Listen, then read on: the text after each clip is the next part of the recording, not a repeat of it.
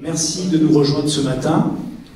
Certains m'ont dit que c'était très tôt, alors merci à ceux qui se sont déplacés, parce que c'était très tôt ce matin pour une table ronde sur le montage avec les monteurs. Donc, je vous présente notre table ronde. Je vais commencer par la gauche, là-bas. Franck Lito, qui est monteur, et qui est notamment le monteur de Christian Philibert, qui est à ma gauche. Donc ce sera notre couple, notre duo de montage. Donc Christian Philibert, vous avez peut-être vu certains de ses films, Les 4 saisons d'Espigoule, Africa Yoli, Gaspard de Besse. Voilà, documentaire. Est-ce que j'ai eu du travail d'arabe? Voilà. C'est un habitué ici, tu es déjà venu ici pour présenter des films? Oui, je connais bien ce cinéma. Oui. Ok, voilà. Et à ma droite, Rémi Dumas, qui est monteur, et Ève Le Cardonnel, qui est monteuse aussi, et qui a la particularité d'être la monteuse d'un film qui a été diffusé hier, que vous avez peut-être vu, qui s'appelle À la mer. Voilà. Donc, le montage, c'est un endroit particulier, en tout cas que moi j'affectionne particulièrement, parce que c'est vraiment deux énergies différentes. Il y a l'énergie du tournage, qui est une énergie, on va dire, plutôt lumineuse, on est plutôt sous la lumière. Il y a un endroit qui est l'endroit du collectif. Et puis le montage, c'est plutôt un endroit où on rentre dans la grotte. Et c'est plutôt un endroit de duo, de relationnel, presque de couple. Donc c'est pour ça que je suis content d'avoir Christian et Franck, et puis deux monteurs à côté pour parler de cette chose particulière qui est le montage et la relation entre le réalisateur et le monteur. Et je voudrais peut-être commencer cette table ronde en étant un peu l'avocat du diable, et en commençant par Christian. Je me suis posé la question en faisant cette table ronde, en la préparant. Pourquoi tu prends un monteur pour monter tes films? Parce que je sais que tu sais monter. Pourquoi tu vas choisir quelqu'un d'autre qui va prendre la charge du montage? Alors, bon, c'est une bonne question. C'est vrai, déjà, le montage, c'est la partie que je préfère dans le processus de réalisation d'un film, parce que effectivement, c'est là où les choses se dessinent. Et puis, mon cinéma étant souvent largement improvisé, donc c'est vraiment à ce moment-là que le film apparaît vraiment. Et c'est la partie que j'aime le plus.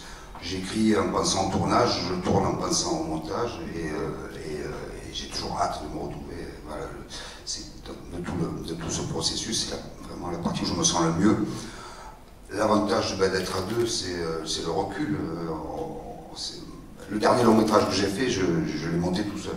C'était un documentaire, il n'est pas encore sorti d'ailleurs. Et j'avais pas les moyens d'engager Franck, il est trop cher. Donc, on avait quasiment pas d'argent sur ce film. Et effectivement, du coup, j'ai mis beaucoup plus de temps pour le monter.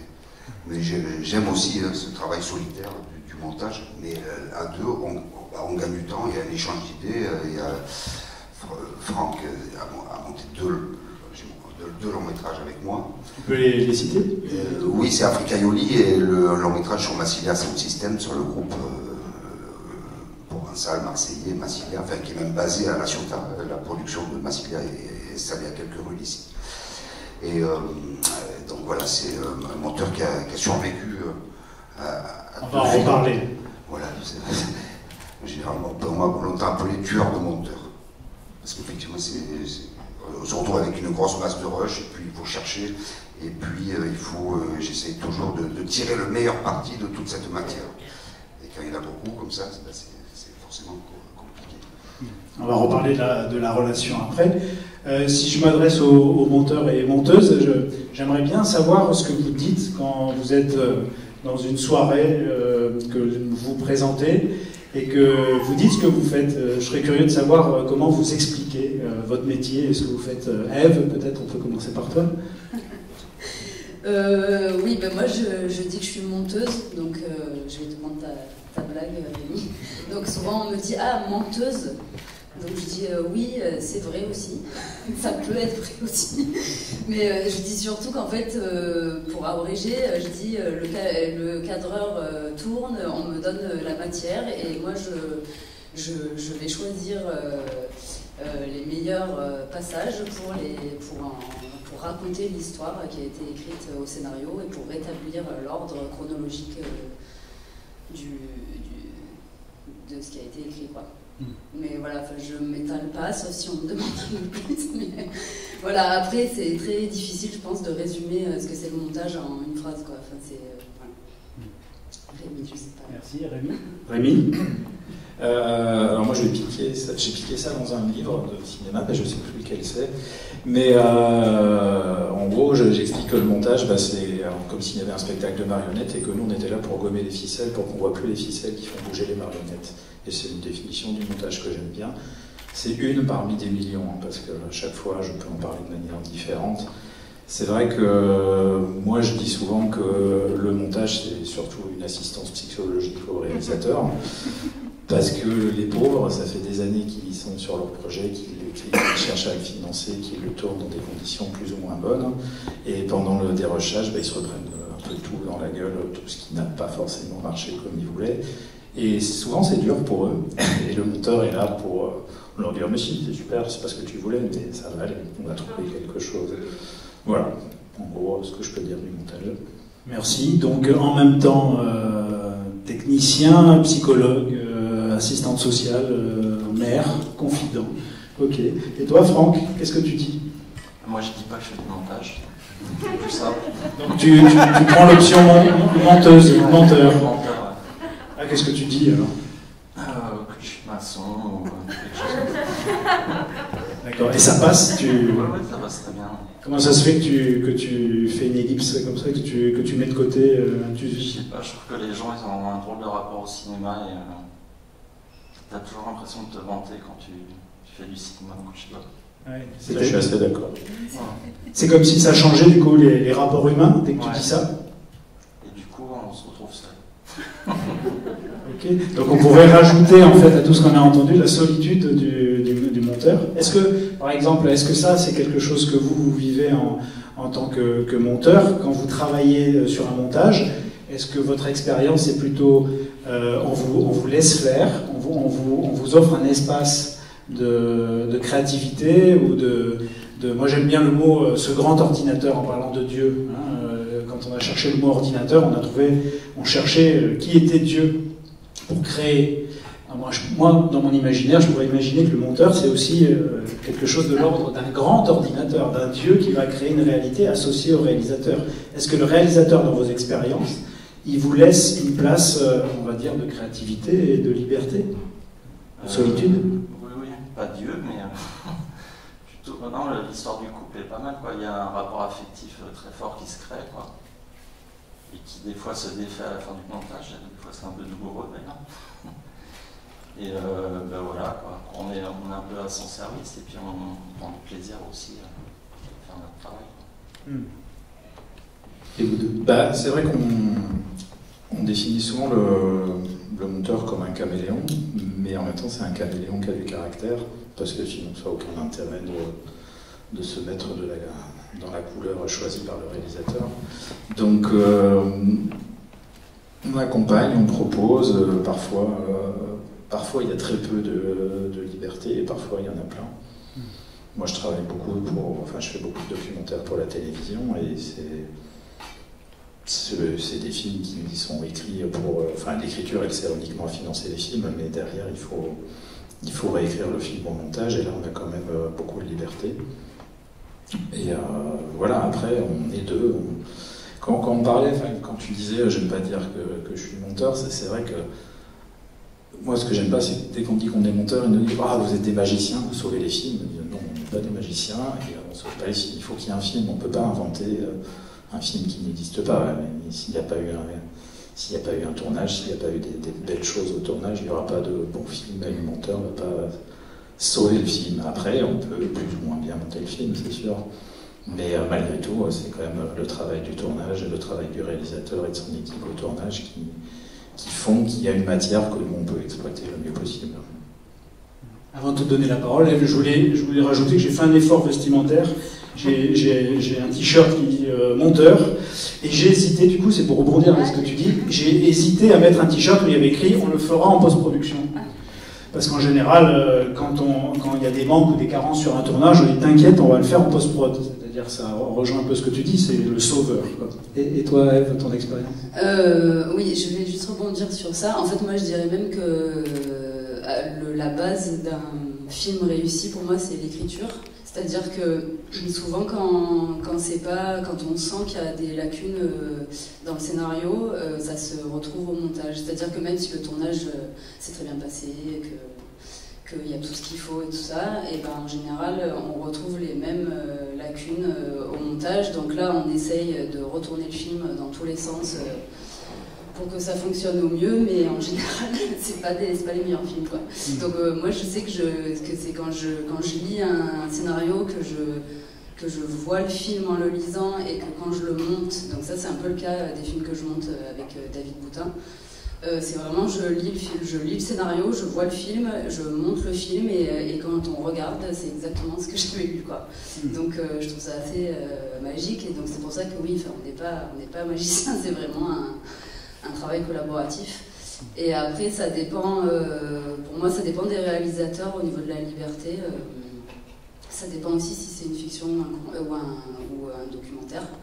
Effectivement, en documentaire, on a quand même plus, disons qu'on écrit plus le film au montage, et en fiction, après, ça dépend des réals. Moi, j'ai des amis réalisateurs qui me font tellement confiance que c'est moi qui les appelle en leur disant est-ce que vous pourriez venir voir quand même ce que je fais, parce que là c'est en train de devenir mon film mais c'est pas l'idée, quoi.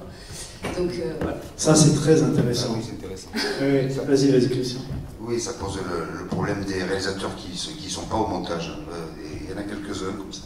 Ça m'échappe complètement. Mais j'ai vu ça. Et toi, quelle place tu laisses à ton monteur?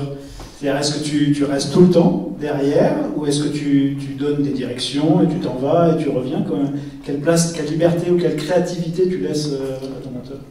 Alors dans le cas des deux films que j'ai fait avec Franck, on ne s'est pas vraiment appuyé sur le scénario parce qu'on n'avait pas. Enfin, il était mince, quoi, disons. Je crois même pas que tu aies lu le truc. C'est une des particularités de Christian, hein, c'est que, et ce qui peut stresser aussi les équipes, oui, c'est qu'en fait, il y a très peu de choses qui sont dans le marbre. Voilà. Il y a un film que j'ai fait avec un vrai scénario, c'est Le Travail d'Arabe, mais je ne l'ai pas respecté. Un peu au début, puis après j'ai dit bon, non, ce que j'aime, c'est je cherche l'authenticité, et c'est vrai que j'ai besoin de laisser les acteurs improviser pour ça, et puis des fois, plus souvent, ça m'entraîne ailleurs que là où j'avais prévu. Mais c'est ce qui m'intéresse. J'aime pas l'idée de tout d'écrire des dialogues et d'entendre les acteurs me répéter des dialogues. Non, en fait, je laisse cette vie s'installer. Et après, forcément, c'est un peu au montage qu'on le paye, parce que ce qui n'est pas écrit en amont, doit s'écrire après, au montage. Et ça, c'est vraiment très intéressant, parce que c'est on parle de deux extrêmes, c'est-à-dire, j'ai un projet, j'écris beaucoup, et je réalise exactement ce que j'avais prévu, et à l'extrême, c'est le film s'écrit au moment où on appuie sur la caméra et on se met en montage. Donc chaque réalisateur va se positionner un peu plus ou un peu moins dans un sens. Tu m'as pas répondu par rapport, en fait, avant de donner la parole à Franck, tu m'as pas répondu sur la liberté que tu lui donnes à lui. Je pense que je suis quand même assez présent au montage, mais de temps en temps c'est bien de parle de ton expérience, on va voir si c'est vrai. Après, parce que toi tu vis. Comme je le ressens, hein, j'ai l'impression que je suis quand même tout le temps un peu là, et des fois c'est bien de disparaître pendant 24 heures, 48 heures, et puis de voir les propositions. Quand vraiment il y a de la matière, des fois il faut couper, il y a des choses qui sont trop longues, et en tant que réalisateur on a du mal à ça, ou alors ça prend un temps fou. Et donc les propositions que va me faire Franck, de suite, je vais avoir du recul et je vais dire voilà, ça c'est tout à fait les bons choix. Si je vois que j'oublie la matière qui a disparu, qui a été coupée, sinon si je suis invité par un plan, on me dit ça me manque, bon là on va en parler. Et puis souvent je me dis bon finalement ça me manque pas ce qu'il a coupé. Et c'est comme ça qu'on gagne du temps. Donc, je sais pas, tu confirmes. On peut voir avec Franck quelle est sa sensation. Ouais, non, c'est ça. Et puis Christian, il dérush, donc c'est particulier. Donc il dérush avant toi, vous le faites ensemble. On va parler de votre protocole, si vous avez des méthodes ou des habitudes. Il fait le choix des prises, quoi. Donc déjà. C'est-à-dire tout seul. Ouais, il a une matière énorme, donc il la réduit beaucoup, quoi. Donc il fait un pré-montage avant de te donner les rushs. Parfois pré-monté, ou sinon à la filée, comme ça, quoi. ferais pas le montage tout seul dans son coin avant de te le filer Non, ça peut arriver sur des séquences. Hein. Ouais. Mais, et après, moi, je fais une première mise en forme, et puis comme ça, quoi, un peu de manière spontanée, puis après, c'est un échange. Quoi. La séquence, elle évolue beaucoup dans le temps. Quoi. Et toi, comment tu te sens dans ton expérience, notamment avec Christian? Est-ce que déjà c'est très différent des autres expériences que tu avais avant? Comment tu pourrais parler de ce contraste entre ce que tu fais ailleurs et puis le travail que tu fais avec Christian en tant que monteur? Moi j'aime bien, parce que le fait qu'il n'y ait pas de scénario, ça laisse aussi une liberté qui est intéressante, je trouve. Et puis il a une réputation un peu difficile, mais moi j'en ai eu des pires. Quoi, donc, On ne dira pas de nom. Alors Pierre, tu peux nous donner des exemples, parce que Eve, elle m'a raconté aussi en off des choses. Je vais vous demander à Rémi aussi de nous raconter un peu les relations les pires ou les expériences difficiles. Non, mais des gens qui sont dans la douleur tout le temps, et ça devient très pénible. Quoi. On rejoint la partie psychologique, c'est-à-dire que ça, la violence, elle retombe sur vous, c'est-à-dire la douleur. Ouais, puis parfois c'est moi qui renvoie de la violence aussi, hein, parce que si vraiment ils vont trop loin. Ouais. Mais c'est pas ce que tu vis avec Christian. Non, pas du tout. Ça se passe très bien. Parce que tu sais, moi, tout à l'heure tu l'as dit, tiens, tu as parlé de tueur de monteur. Moi ça m'intéresse. Pourquoi on dit que tu es un tueur de monteur? Non, bon, enfin c'est très exagéré. Je suis pas d'accord avec ça. ça. C'est pas ce qu'on m'a dit. Non, mais ce qui se passe, c'est que les 2 premiers longs métrages que j'ai fait, c'est vrai que le deuxième pour moi, mais le premier, les 400 de Spigoulet, a été une énorme souffrance au montage. Avec le monteur, au bout d'un moment, on s'entendait plus et ça a dégénéré. Sur le deuxième, il était plus écrit, donc ça a été quand même un peu plus simple. Est-ce que tu sais pourquoi ça a dégénéré? Parce que ça l'a mis en insécurité, le fait que ça ne soit pas écrit? Bon, c'est quelqu'un qui voulait lui-même réaliser et puis de monter le film de quelqu'un d'autre. Une bataille de territoire. Voilà, c'était un très bon monteur, mais bon, nerveusement, comme ça a été long, il a fini un peu par craquer. Sur le travail d'arabe, là où j'ai souffert, c'est que comme on était dans une production plus classique, il fallait vite, il fallait que le montage se fasse vite. Le montage a démarré avant que je déroche. Et c'est-à-dire que le monteur avait vraiment un temps d'avance, et moi j'étais obligé de redérocher par-dessus, et je lui faisais tout changer en permanence. Même les choix de ses plans, je n'étais pas d'accord, je lui faisais tout changer. Donc ça, et ça a été imposé par la production, c'est ça? Non, on a démarré le montage à la fin du tournage, donc je n'avais pas encore eu le temps de plonger dans la matière. Et par contre, ça m'a servi, et justement à partir des 2 films d'Africa Yoli qu'on a monté ensemble, là j'ai trouvé ma méthode de travail. C'est-à-dire je commence par m'isoler tout seul avec la matière, je resserre, je fais des choix, je fais un ours en fait, qui peut faire 4-5 heures, hein, mais quelque part le film est là-dedans, il s'est resserré, il s'est bâti. C'est resserré à combien en durée par exemple? Ça peut être, le premier ours, il peut faire, je sais pas, quand tu es arrivé, 5 heures, quelque chose comme ça, 4 heures. Massilia, Africa Yoli, tu avais déjà bien réduit. Ouais, donc Africa Yoli, c'est 1h30, il fait combien? 1h30 au final? Au final, oui. Au final, oui. Et toi, tu as donné 5 heures. L'avantage, bon, ça peut être 3, ça peut être 8, mais pas 8, mais... L'avantage, c'est que en faisant ça, j'ai passé 2 mois tout seul avec la matière, je la connais parfaitement. Et du coup, j'arrive à avoir toujours un temps d'avance sur le montage. Quoi, tu vois, finalement, à 2, on gagne du temps.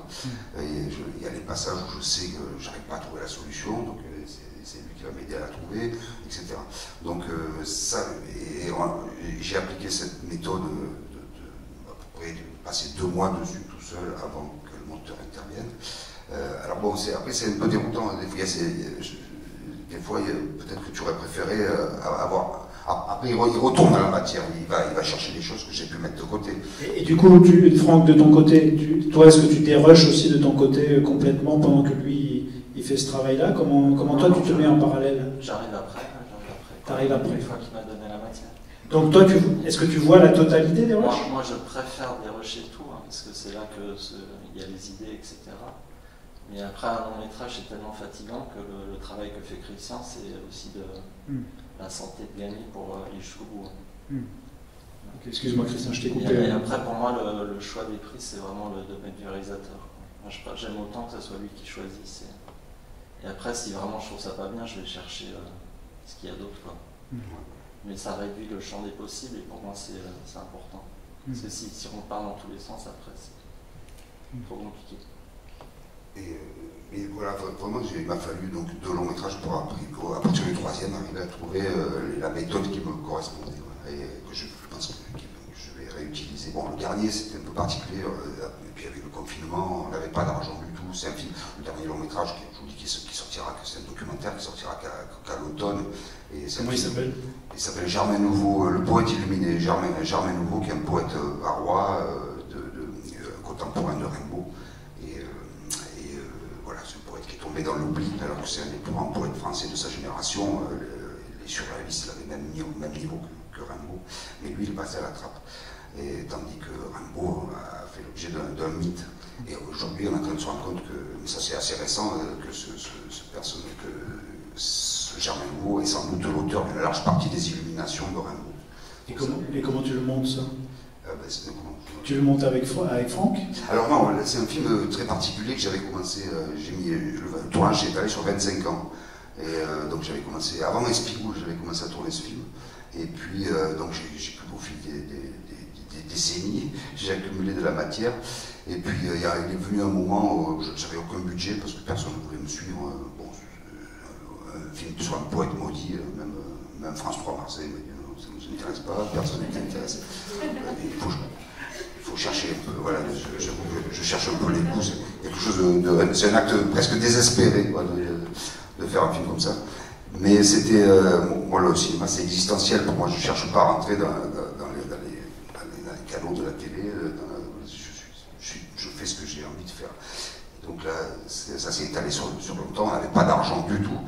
Et puis j'ai vu arriver le centenaire de la mort de Germain Nouveau, qui est mort en 1920, donc en 2020, c'était donc en 2018-19, je sais pas exactement, j'ai senti le besoin de réunir toute cette matière et de mettre donc j'ai terminé le tournage en 2019, puis après 2020, on s'est retrouvés tous confinés, donc ça tombait bien, j'avais ma matière, je venais de terminer le tournage, et je me suis mis à monter tout seul, ça m'a occupé pendant les 2 mois du premier confinement.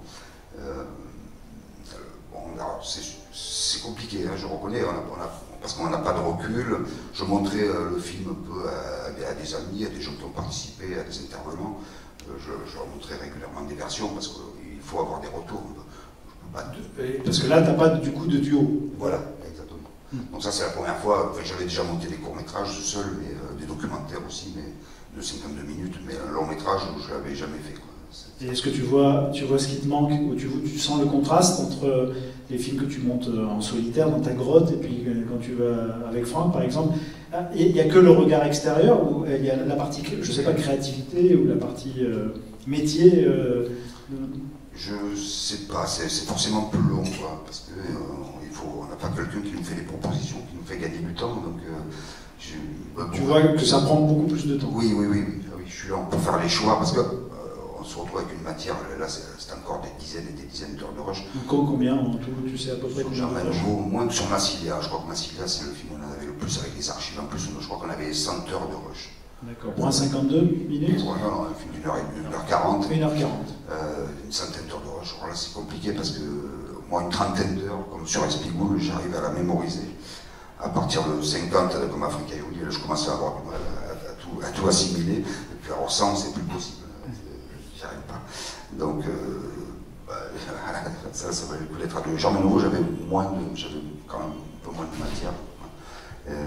Et puis, il faut tirer le meilleur parti de tout ça. C'est ça qui prend du temps. Et donc, je veux essayer plein de choses, et puis j'ai une passion pour le raccord, moi, je dois avouer. Le raccord, ça se joue à une image. J'irai voir chez Franck pourquoi il sourit quand tu dis ça après. C'est le seul côté pénible de Christian. Alors vas-y, alors attends, fais une petite pause pour savoir, il se passe quelque chose sur le raccord. Non, mais chaque réalisateur a une obsession, et c'est à Christian, c'est le raccord, quoi, et c'est à le rythme aussi. Oui, le rythme, je trouve ça plus justifié. Et tu peux me dire par exemple, nous donner un exemple en fait de ce qui peut... parce que quand tu dis ça, je pourrais imaginer que c'est à partir de ce moment-là que commence l'enfer. Quand on parle du raccord. Je m'adresse à ton monteur, respire. Non, mais c'est des trucs qui, quoi, comme moi, c'est pas mon obsession, que j'ai un peu du mal à comprendre, d'essayer toutes les images une par une pour voir laquelle Et la meilleure. est la meilleure. Et ça peut durer des heures, en fait, c'est ça que tu dis, c'est que... Sur un raccord particulier, ça peut être très long. Heureusement, c'est pas sur tous les raccords du film. Oui, ça fait beaucoup de raccords dans un film. Et des fois, il y a un raccord qui ne marche jamais, quoi. Ouais. Donc c'est un endroit où vous devez tous les deux abandonner. Toi, Christian, tu dois accepter d'abandonner le raccord. Il y a le moins pire. Et frustrant. Voilà. Hmm. C'est ça, le moins pire. Ouais. Tu voulais terminer. J'aurais bien parlé du raccord, Ouais. si je peux. Ah, vas-y. Non, mais c'est vrai que quand on parlait je sais pas, des préjugés sur le métier de monteur, c'est vrai que dans la culture, les gens parlent beaucoup de raccord et moi je suis un peu comme Franck, au bout d'un moment. Enfin, moi, il y a certains réalisateurs avec qui je travaille, je leur dis avec toi, j'aimerais faire la structure et laisser quelqu'un d'autre faire les raccords parce que je me suis épuisé sur trouver la structure, le rythme et tout, et après tout repasser plus ou moins une image et tout. Moi, j'en peux plus. Enfin, et effectivement, au bout d'un moment, oui, tu veux plus une image, ben, je te la mets, il n'y a pas de problème. Mais moi, c'est pas ma sensibilité, c'est pas mon job. Moi, je suis beaucoup plus là pour effectivement trouver une structure, trouver un rythme. Et bon, le raccord, c'est un débat éternel, et effectivement, c'est tellement subjectif que ça dépend même, je pense, physiquement de notre capacité à ressentir le raccord. On dit que le monteur voit une image, que le public lambda voit 5 images. Je ne sais pas ce qui est vrai, ce qui est faux là-dedans. En tout cas, il voit des choses différentes. Oui, c'est sûr que nous, plus on travaille, plus on s'accroche aux moindres petites erreurs. Mais c'est vrai que moi, mon métier ne se définit pas par le raccord à l'image près. C'est pas ce que je ressens. Et juste sur tueur de monteur, parce que je vois c'est écrit là. Il y a quelque chose de très amusant là-dedans, parce que moi, ça m'arrive, et vous aussi, et tu dis, j'ai travaillé avec telle personne, il est horrible et tout, et puis tu montes le film avec lui, ça se passe super bien. C'est vraiment des couples, c'est vraiment des caractères. C'est ça, donc c'est la partie relationnelle. C'est vraiment des sensibilités, des fois ça marche, des fois ça marche pas. Nous, on est, depuis quelques années, on passe régulièrement des castings de monteurs. Et tu peux nous en parler, parce que... Des castings de un peu... Et qu'est-ce qu'ils vont faire? Je vais y arriver. Alors là, ils vous font du saut de haie, de montage. On boit un café en général. Ouais, on boit un café, et à la fin, quelques jours après, on reçoit un texto, bon désolé, je travaille avec quelqu'un d'autre. Ok, alors si je comprends bien, les castings de monteurs, c'est pas sur vos compétences métiers, c'est sur la partie relationnelle, c'est ça? Moi, j'en ai aucune idée. Hein. Je sais pas comment ils décident. Parfois, je trouve que c'est un peu trop... En fait, c'est beaucoup des histoires d'argent, d'aide en région, il faut prendre un monteur en région, mais finalement ça ne nous plaît pas, on va prendre un Parisien, parce que Paris c'est tellement mieux. Mais c'est vrai que dans les castings, il y a des fois où moi aussi, je me dis, j'espère qu'il ne va pas me prendre, parce que je pense que ça ne marchera pas entre nous. Et comment ça se passe? Il y a le réal qui est là, et vous échangez pendant un petit moment? Alors vraiment, c'est totalement informel. Souvent, moi, je me dis, ça s'est bien passé quand on a parlé de tout sauf de cinéma, quand on a parlé de la vie. Et dit, bon, ben, en fait, c'est ça aussi. Hein, je pense que c'est important de choisir un monteur avec qui on peut parler d'autres choses pendant la durée du montage. Moi, j'ai des réalisateurs, enfin, ça m'est arrivé d'avoir des réalisateurs avec qui on n'a rien à se dire en dehors du film, et que quand on déjeune ensemble, on se regarde dans le blanc des yeux. C'est pas très agréable pour un film.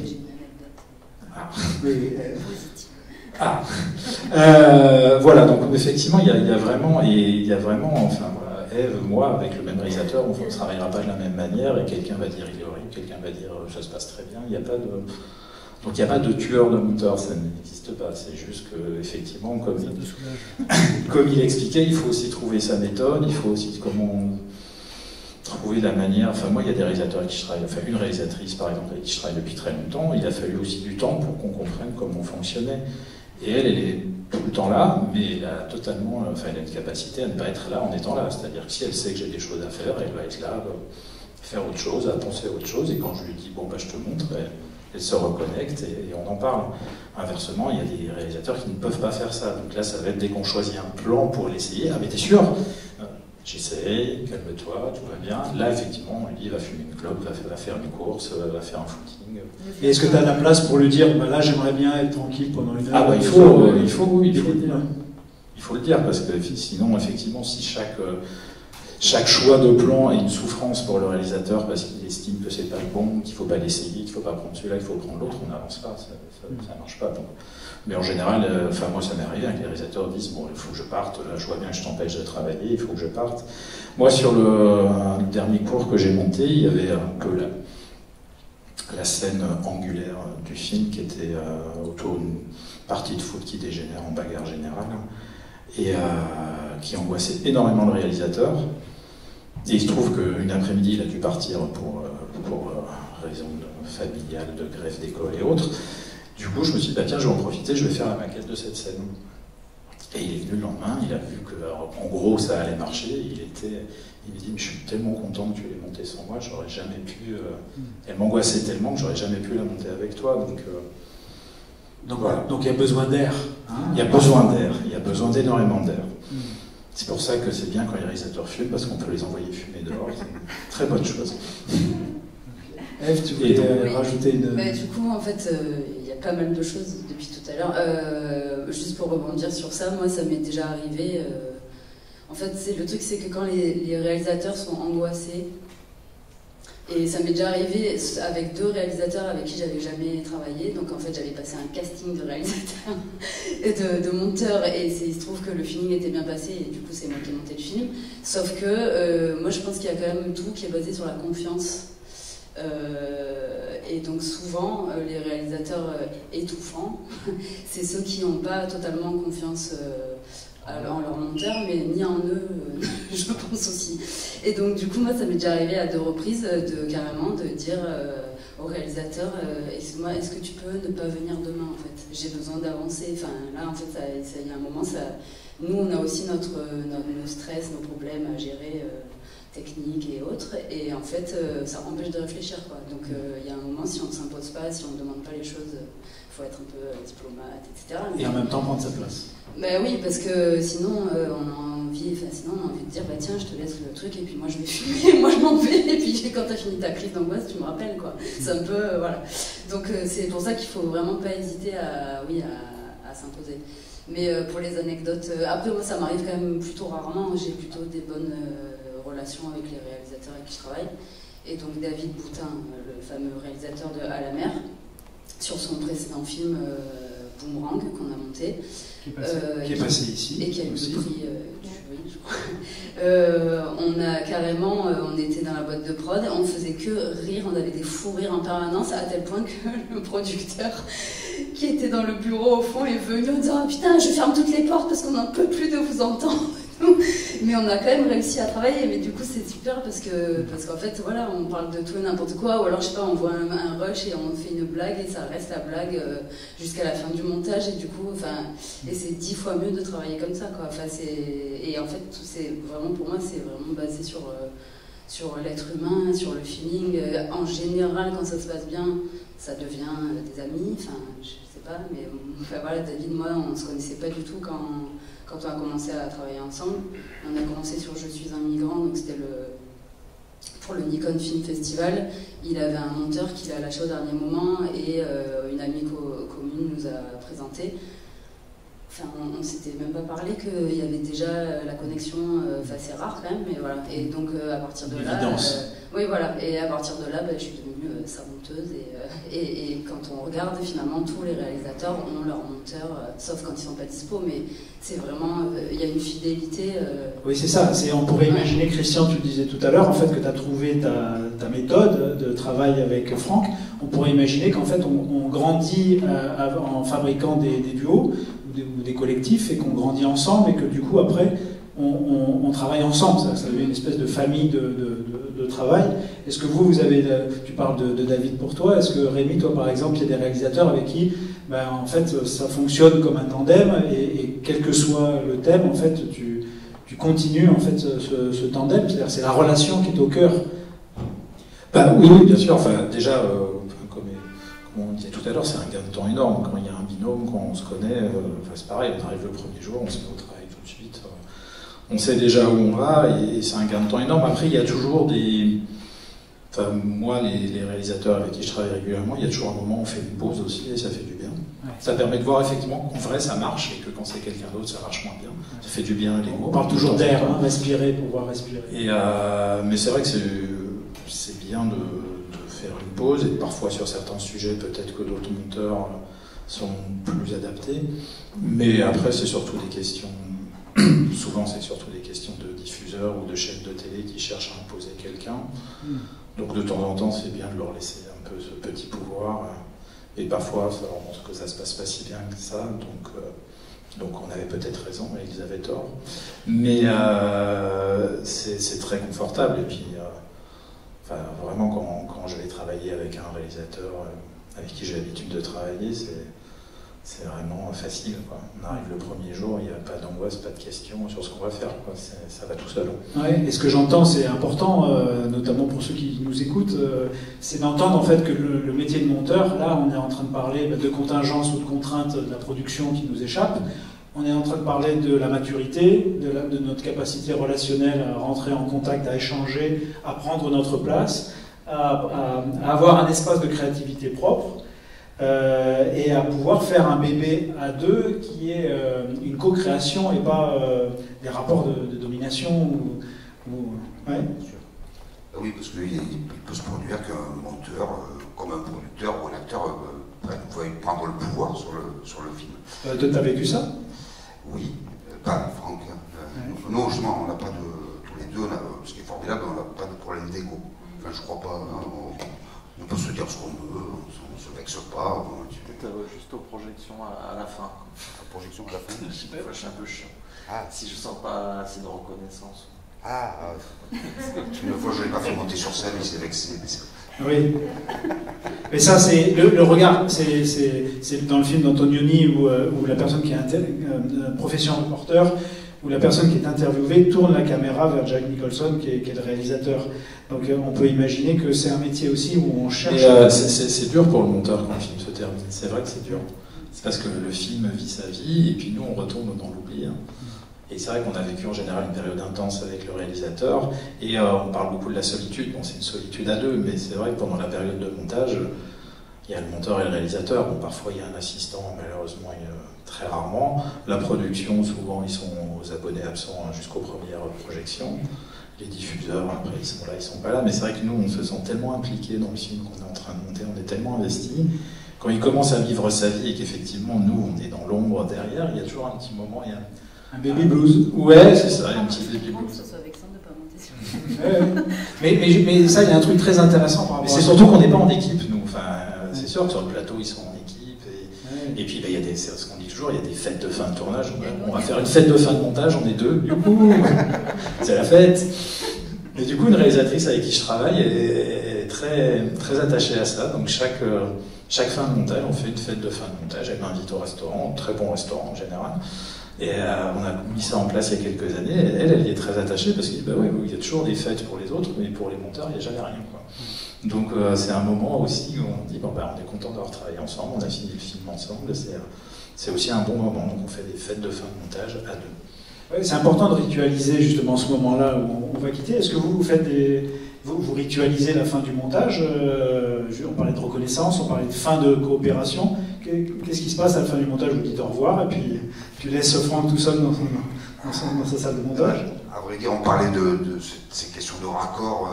Voilà, Franck il reconnaît lui-même que c'est pas forcément, il est moins pinailleur que moi peut-être sur ces questions-là. Donc en fait, pour le montage, c'est-à-dire depuis Africa Aioli aussi, le film de la fin ensemble, je produis les films. Du coup, j'ai quand même une liberté. Et je continue au-delà du travail de Franck, à changer un petit raccord par-ci, jusqu'au bout. Et puis le fait très important, d'être producteur, ça me permet, si j'ai envie de revenir sur la copie une fois de plus. Avant, je n'arrivais pas. Avant, on me disait, c'est terminé, tu ne peux plus. Et puis, j'ajoute autre chose que je trouve intéressant, c'est par rapport à ces angoisses. Et moi, je sais que depuis que j'ai appris à monter, je ne crois pas avoir été trop angoissé avec toi. Non, parce que d'abord, j'étais en confiance. Et puis parce que, là, ce qui va le plus angoisser sur les premiers montages, c'est de ne pas oser dire au monteur, t'en essaye ça, puis on change, réessaye. Au bout d'un moment, je vois bien qu'il commence à craquer, et je n'ose plus continuer à chercher. Or, là, c'était différent. Moi, la nuit, je me rappelle des fois qu'il allait se coucher. Et moi, je vérifiais ce que j'allais lui proposer le lendemain. Je le vérifie, comme ça, je ne l'emmerde pas sur des raccords, sur des choses comme ça. Alors, ça c'est très important. Ève m'a raconté une histoire là-dessus, c'est pour ça que je voudrais rebondir là-dessus. C'est super que tu parles de ça. C'est parce que le travail qu'a fait Franck, par exemple, dans la journée, tu parlais de producteur, tu as une place en plus. Et tu parlais en fait de travailler ce que lui il a travaillé dans la journée, de continuer la nuit. Quelle est la place en fait de, on va dire, je vais pas dire de droit d'auteur, quoi, mais de capacité du monteur à revendiquer le montage? Si le montage, est-ce que vous vous sentez dépossédé? Est-ce que vous vous sentez non respecté? Je voudrais qu'on partage autour de ça. Est-ce que des fois c'est fait de manière, parce que je pourrais imaginer que c'est fait de manière écologique avec Franck, c'est un espèce d'accord tacite entre vous? Oui, et puis je touche pas son montage. Oui. Okay. Je crois qu'il n'y a aucun monteur qui a des droits d'auteur. Je suis d'accord, mais je parle de quelque chose de non précisé qui est présent dans le champ et qui a un non-dit et qui en fait est là, quoi. C'est vrai que les scénaristes ils se révoltent un peu en ce moment-là. Les monteurs, peut-être, ils pourraient un peu se révolter. Mais toi, parle-nous, après on va voir Ève, elle va nous parler de son expérience, et Rémi aussi, mais toi, ton expérience en tant que je suis là, je prends ma place, et puis est-ce que je suis respecté en fait par le réal, par la prod, par quelqu'un peut-être qui pourrait prendre la main derrière et qui pourrait faire le final cut, quoi, et qui me respecterait pas? Personnellement, pour moi, il n'y a que le film qui compte, quoi. Que l'idée vienne d'un tel ou un tel, ça n'a pas d'importance. Et si je trouve ça bien ce qu'a fait Christian pendant la nuit, ça me va très bien. Ok. J'ai pas de problème d'ego par rapport au fait que ça soit moi ou lui.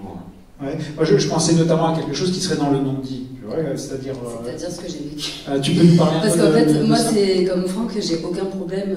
Enfin, je veux dire, on est tous là pour le film, on sait que c'est pas notre film.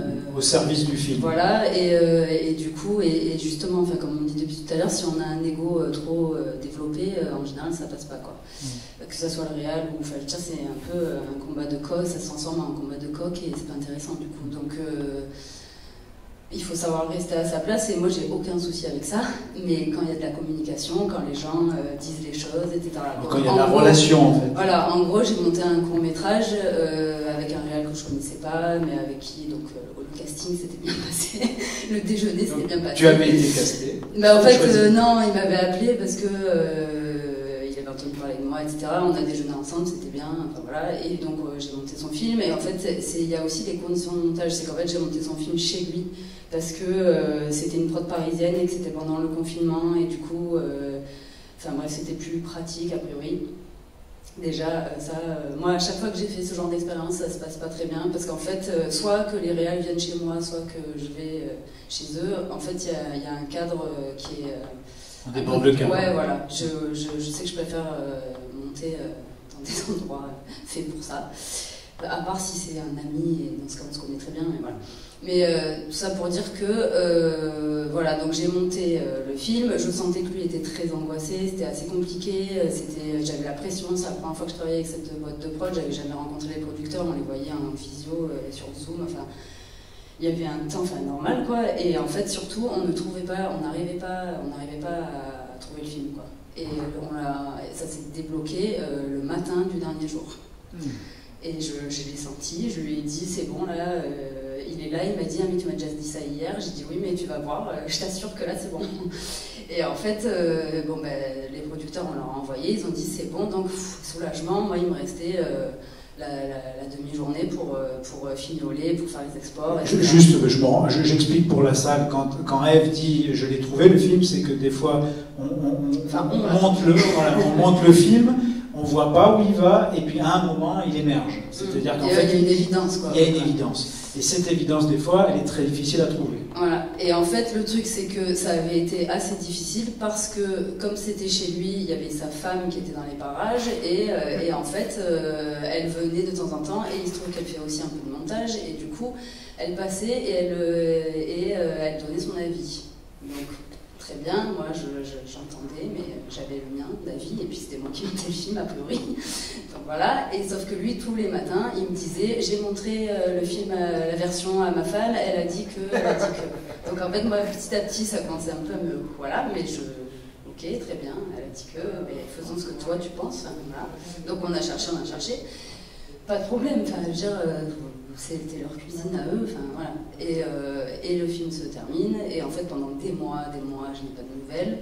Donc arrivé au mois de janvier, tant qu'on a fini en septembre, et arrivé au mois de janvier, j'avais pas de nouvelles. Du coup, j'appelle, il me répond pas, j'envoie un texto, il me répond pas. Donc je sens qu'il y a un truc bizarre. Et ça, c'est un truc aussi, je pense qu'on le ressent tous, c'est juste un truc de communication, quoi. C'est pas, voilà.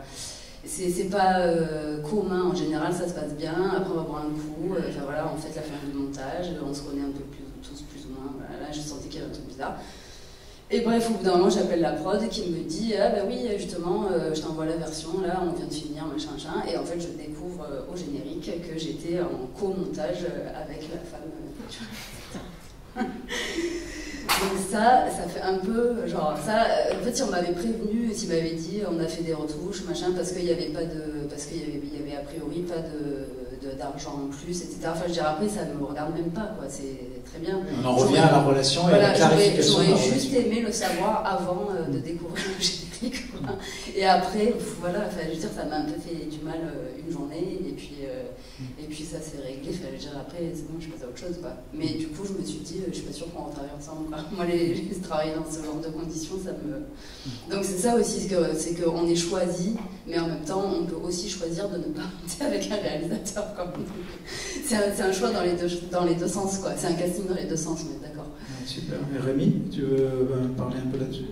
Alors moi j'ai plein d'exemples, hein, mais c'est vrai que ça m'est arrivé sur un film, un docu-fiction, un peu, bon pareil, autoproduit, un peu expérimental. Et on était assez bloqué sur le montage. Le réalisateur se mettait en scène dans son film. Le réalisateur est un ami, on se connaît depuis longtemps. Et on a fait une pause, et c'est lui qui a trouvé la solution tout seul pendant cette pause, en essayant des choses comme ça, mais sans... un peu comme Christian, sans dire je monte le film, juste j'essaye des choses. Il a enlevé des choses, il a remis d'autres. Et au bout d'un moment, on devait retravailler ensemble, il m'a dit regarde, j'ai fait des choses, j'ai l'impression que c'est ce qu'il faut essayer, que c'est une bonne piste. On a regardé, il dit ouais, c'est ça, ça marche. Il y a encore plein de choses à revoir, mais voilà, il a débloqué tout seul dans sa chambre. Et après, on a retravaillé ensemble et on a fini le film ensemble. Et jamais il m'a dit je me mets comme monteur au générique. Hein. Ça s'est fait tout seul et ça s'est passé très bien. Enfin, il n'y avait vraiment pas de... C'est ce qu'il fallait faire. C'était un film personnel, ça il parlait que de lui et il se mettait en scène. Bon, il y a un moment, c'était des questions entre lui et lui. Peut-être que moi, je ne pouvais pas trouver la solution à sa place. Mais ça n'a posé aucun problème, ni à lui, ni à moi. Et c'était effectivement la meilleure solution. Après, c'est sûr que moi, j'ai aussi connu des producteurs qui visionnent la nuit, qui refusent de visionner avec moi. Je ne sais pas pourquoi, et du coup, le lendemain matin, on me dit on a regardé, ça va pas, ça va. On pourra en parler. Non, non, tu trouves des solutions. Ça, c'est très désagréable. Mais il y a des gens qui préfèrent travailler comme ça, je ne sais pas. C'est assez particulier. Je veux bien rebondir aussi, je ne sais pas si ça vous est arrivé à vous, moi ça m'est arrivé à plusieurs reprises d'être entre le producteur et le réalisateur, ça c'est horrible. Tiraillé, c'est-à-dire en fait, il y a carrément sur un film, un court-métrage que je montais qui se passait plutôt bien, il y avait la productrice qui m'appelait le matin quand j'allais au montage pour me dire s'il te plaît, je l'ai appelé mais il veut rien entendre, s'il te plaît, appuie dans ce sens-là, et en fait c'est horrible quoi, on se retrouve... je sais pas, c'est après on essaye de trouver une solution à mi-chemin, mais du coup on se rend compte qu'en fait c'est vraiment entre eux le problème et que nous maintenant on se retrouve en sandwich entre deux choses qui nous concernent pas, quoi. C'est hyper compliqué. Et aussi quand on travaille avec un binôme de réalisateurs, ça m'est déjà arrivé, il y en a un qui dit blanc, l'autre il dit noir, au bout d'un moment on est là, bon en fait vous discutez puis après je monte parce qu'en fait c'est pas possible, quoi. Donc, l'exemple quand on est entre le producteur et le réalisateur, c'est, pour moi le monteur est toujours du côté du réalisateur, on est ensemble dans la salle de montage, on fait le film ensemble. Après c'est vrai que c'est horrible, moi ça m'est arrivé aussi, surtout sur des montages où j'avais aucune vraiment relation avec avec le producteur, et tout à coup il se met à me faire des apartés, il faut que tu arrives à lui faire ça, il faut que tu arrives à ce qu'il change ça, et c'est un peu, attends, on est ensemble dans la salle de montage, on va le faire ensemble, je vais pas essayer de l'influencer en douce. Il faut choisir entre papa et maman, quoi. Oh non, non, non, c'est naturel. Enfin, après, il se peut que le producteur ait raison, ça arrive, hein, c'est pas que des méchants, les producteurs, il y en a des biens. Après, si on se dit, bah, il a raison, je lui dis, bah ouais, je vais lui expliquer, et on va essayer d'arriver ensemble, et on n'est pas là pour manipuler le réalisateur et pour essayer de le faire changer d'avis. Si le réalisateur n'est pas content, le montage est raté. Hein, et là-dessus, on fait le film du réalisateur, il faut être honnête. Et moi, au bout d'un moment, le réalisateur a toujours raison. C'est-à-dire, s'il y a un moment, tous les jours, il me dit je veux qu'on fasse cette scène comme ça, que nous on dit non, plutôt comme ça, plutôt comme ça. Bon, bah, si c'est la scène, il la veut comme ça, il a raison. Et puis parfois, à la fin, on voit qu'il avait raison. On ne sait pas pourquoi, mais il avait raison. Du coup, tu as résolu le problème, toi, tu es devenu réalisateur et producteur de tes longs. Oui, voilà. C'est plus simple. Donc, du coup, pour Franck, c'est plus facile, ou à moins que tu sois schizophrène et que tu t'engueules toi-même, ça résout le problème. Non, moi, là où je souffre un peu parfois, c'est j'ai une telle passion pour le montage, j'ai tellement hâte d'y arriver, et puis j'aime tellement ça, parce qu'il y a un truc chez les monteurs, que j'ai observé, c'est que ce sont des gens qui ont besoin de manger et de dormir. Alors, ça ralentit la production. Exactement, voilà. Et moi, 8 heures de montage, ça passe trop vite. Moins 4 de plus, donc alors, le fait de mettre les mains dedans après, ça me permet. Quand Franck se couchait, moi je travaillais quelques heures, et puis souvent je lui laissais des notes, un petit peu, moi je me mets dormir le matin. Et après il essayait un peu mes propositions. Mais bon, je déconne, mais je sais bien qu'il faut se nourrir. Et comment tu as appris, parce qu'un réalisateur-monteur, je ne sais pas si c'est si fréquent, hein, quelqu'un qui fait des pré-montages et des ours, mais j'aimerais bien savoir comment toi tu as appris à monter en regardant les monteurs. Alors techniquement ou artistiquement? Les deux. Parce que... Là on n'a pas trop parlé de technique, parce que pour moi c'est quelque chose d'annexe, on est plutôt sur le métier que sur le pouce-bouton, mais comment pousser les boutons c'est une chose, et puis la fibre, le métier, la respiration, le rythme, tout ça, comment tu as... Alors techniquement, moi j'ai appris en observant les autres. Je connais qu'un logiciel, c'est Avid. Tu n'as pas fait d'école de cinéma, ce que je veux dire. Non, je n'ai pas fait d'école, ni aucun stage de rien. Donc, pour les étudiants qui sont dans la salle... Je suis totalement autodidacte. Et donc en observant, bon, c'est pour ça que souvent je ne connais pas les raccourcis, je fais à ma manière, mais enfin j'arrive quand même à avancer, à aboutir, à trouver. Et après ce qui m'intéresse c'est aussi trouver le rythme interne, ça me passionne. Et ça, tu t'es inspiré des monteurs avec qui tu as travaillé, comme un maçon, tu regardes comment ils... Je sais pas, j'ai une telle passion pour ça. Qu'est-ce qui t'attire alors? Quelle est la sensation qui t'intéresse? Le montage pour toi, c'est quoi? C'est tellement fascinant le montage, on prend 2 plans, on les colle, et puis d'un coup il se passe quelque chose d'autre, et puis on en met un troisième, ça raconte encore autre chose, on les inverse, c'est encore une autre possibilité, on lève 2-3 images, hop, c'est encore... Donc on en revient à ce grand ordinateur des choses, de ce monde. On est un peu à la place du créateur, on va créer des vies.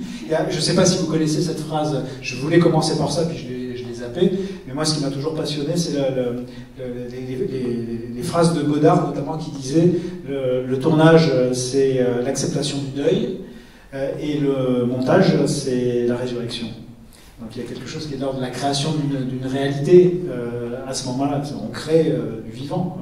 Ouais, je ne sais pas quoi en faire. Bon, Godard il est violent, tout ce qu'il dit oui, c'est toujours violent. Mais ouais, juste sur cette phrase-là, en tout cas moi ça... Oui, ce qu'on peut dire c'est que en fait ça fait des mois, voire des années que le réalisateur pense à ce film, qu'il l'a écrit, qu'il l'a tourné, qu'il a réfléchi, qu'il a dormi avec, etc. Et qu'en fait c'est juste que c'est un peu l'accouchement, le montage, quoi. C'est que c'est à ce moment-là que d'un coup ça commence ça se concrétise sous ses yeux. Donc je pense que c'est peut-être ça que tu veux dire, mais après on n'est pas non plus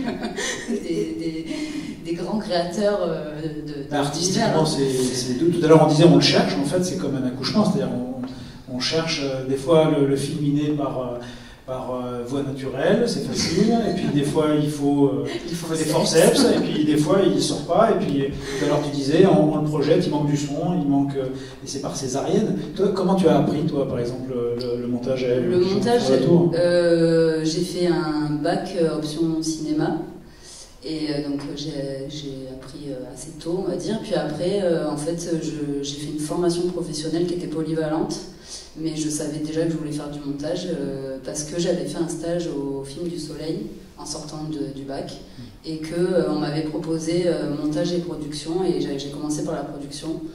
Et là, je me disais, mais qu'est-ce que c'est que ce travail qui me plaît pas du tout. Et en fait, il se trouve que le monteur, il était intermittent et du coup, c'était une semaine où il bossait pas, donc il m'a laissé des rushs et il m'a dit, donc je l'avais observé quand même pendant une semaine, j'ai pris des notes, posé des questions, etc. Et en fait, il m'a laissé le banc de montage et donc j'ai mis les mains dedans toute seule et j'ai vraiment eu une révélation, quoi. C'est-à-dire que j'ai monté quelque chose et je me suis dit, mais c'est ça que je veux faire et ça fait 20 ans cette année. Donc vraiment, et pour moi le montage c'est vraiment le puits sans fond, quoi. C'est-à-dire que j'en ai toujours pas marre, je suis toujours en train d'apprendre des choses, il y a des formats infinis, enfin d'ailleurs on peut ne jamais finir un film aussi si on veut, sur les raccords, si on pinaille. Moi je suis un peu plus pinailleuse a priori que les deux garçons sur les raccords, j'aime bien passer un peu de temps, hein. Voilà, mais enfin voilà, c'est vraiment... je pense qu'il faut être passionné et que c'est ça qui ressort dans le moment du montage et qu'on donne aussi au réalisateur, quoi. Enfin, c'est l'investissement et la passion pour le cinéma avant tout, enfin, je pense. Et toi Rémi, comment t'es venu toi au montage? Alors, moi c'est un peu le geste artisanal. En fait moi j'ai grandi dans le territoire de Belfort, très loin d'ici, dans une contrée sauvage et froide. Et donc, c'est un département qui est très dynamique au niveau culturel, qui est un festival de cinéma qui s'appelle Entrevue. Et il y avait un réseau en fait de cinéma itinérant, et donc à 16 ans, je suis devenu projectionniste dans ce réseau, avec un projecteur 35 mm Buist Botati, fabriqué à Lyon, artisanalement, par une famille. Ils ont arrêté, malheureusement, ils ont fait faillite avec le numérique. Et donc, je chargeais mes bobines et quand ça cassait, je coupais, je collais. Je ne sais pas, ce geste, ça m'a tout de suite marqué. Et ensuite, je suis venu à Aubagne pour faire mes études. Donc, ça ne s'appelait pas le SATIS à l'époque, mais c'est devenu le SATIS. Et quand je suis arrivé là, parce que je voulais faire du cinéma sans vraiment savoir ce que je voulais faire en fait, mais je voulais faire du cinéma. Et dès que je me suis retrouvé dans la salle de montage, c'est pareil. Coller deux plans ensemble, et voilà, c'est trop bien. C'est vraiment un truc... Et ensuite, derrière, quand j'ai fini la fac, j'ai participé un peu à l'expérience, à la friche, avec Denis Carté, Miguel, les films de La Belle de Mai. Donc on a fait du 16 mm noir et blanc développé à la main, et je me suis retrouvé sur les tables 16 mm à couper la pellicule, et je sais pas, ce geste, vraiment, toucher la pellicule, bon je suis fils de photographe aussi, toucher la pellicule, coller avec deux bouts de pellicule ensemble, ce geste, c'est vraiment un geste magique, quoi, qui m'a toujours fait rêver, qui me fait encore rêver, même si on ne fait plus de pellicule. Mais je suis très heureux d'avoir pu monter de la pellicule. J'ai monté une dizaine de courts-métrages en 16 mm. Qu'est-ce que ça t'apporte, cette expérience, dans ton métier? C'est en numérique, c'est qu'il n'y a pas d'artifice. C'est que quand on est à la table 16, on prend un plan, on met l'autre plan derrière, et effectivement, là, il n'y a pas eu plus ou moins une image, parce que sinon on bousille la pellicule, il faut retirer un positif. Donc voilà, on va à l'essentiel. Et en plus, on monte, là, sur ces courts-métrages-là, on montait en muet et on faisait le son après. Donc c'est vraiment une expérience de l'image. C'est vraiment... alors parfois, on créait la bande-son un peu pendant qu'on projetait sur la table. On avait un peu un son témoin, voire pas du tout.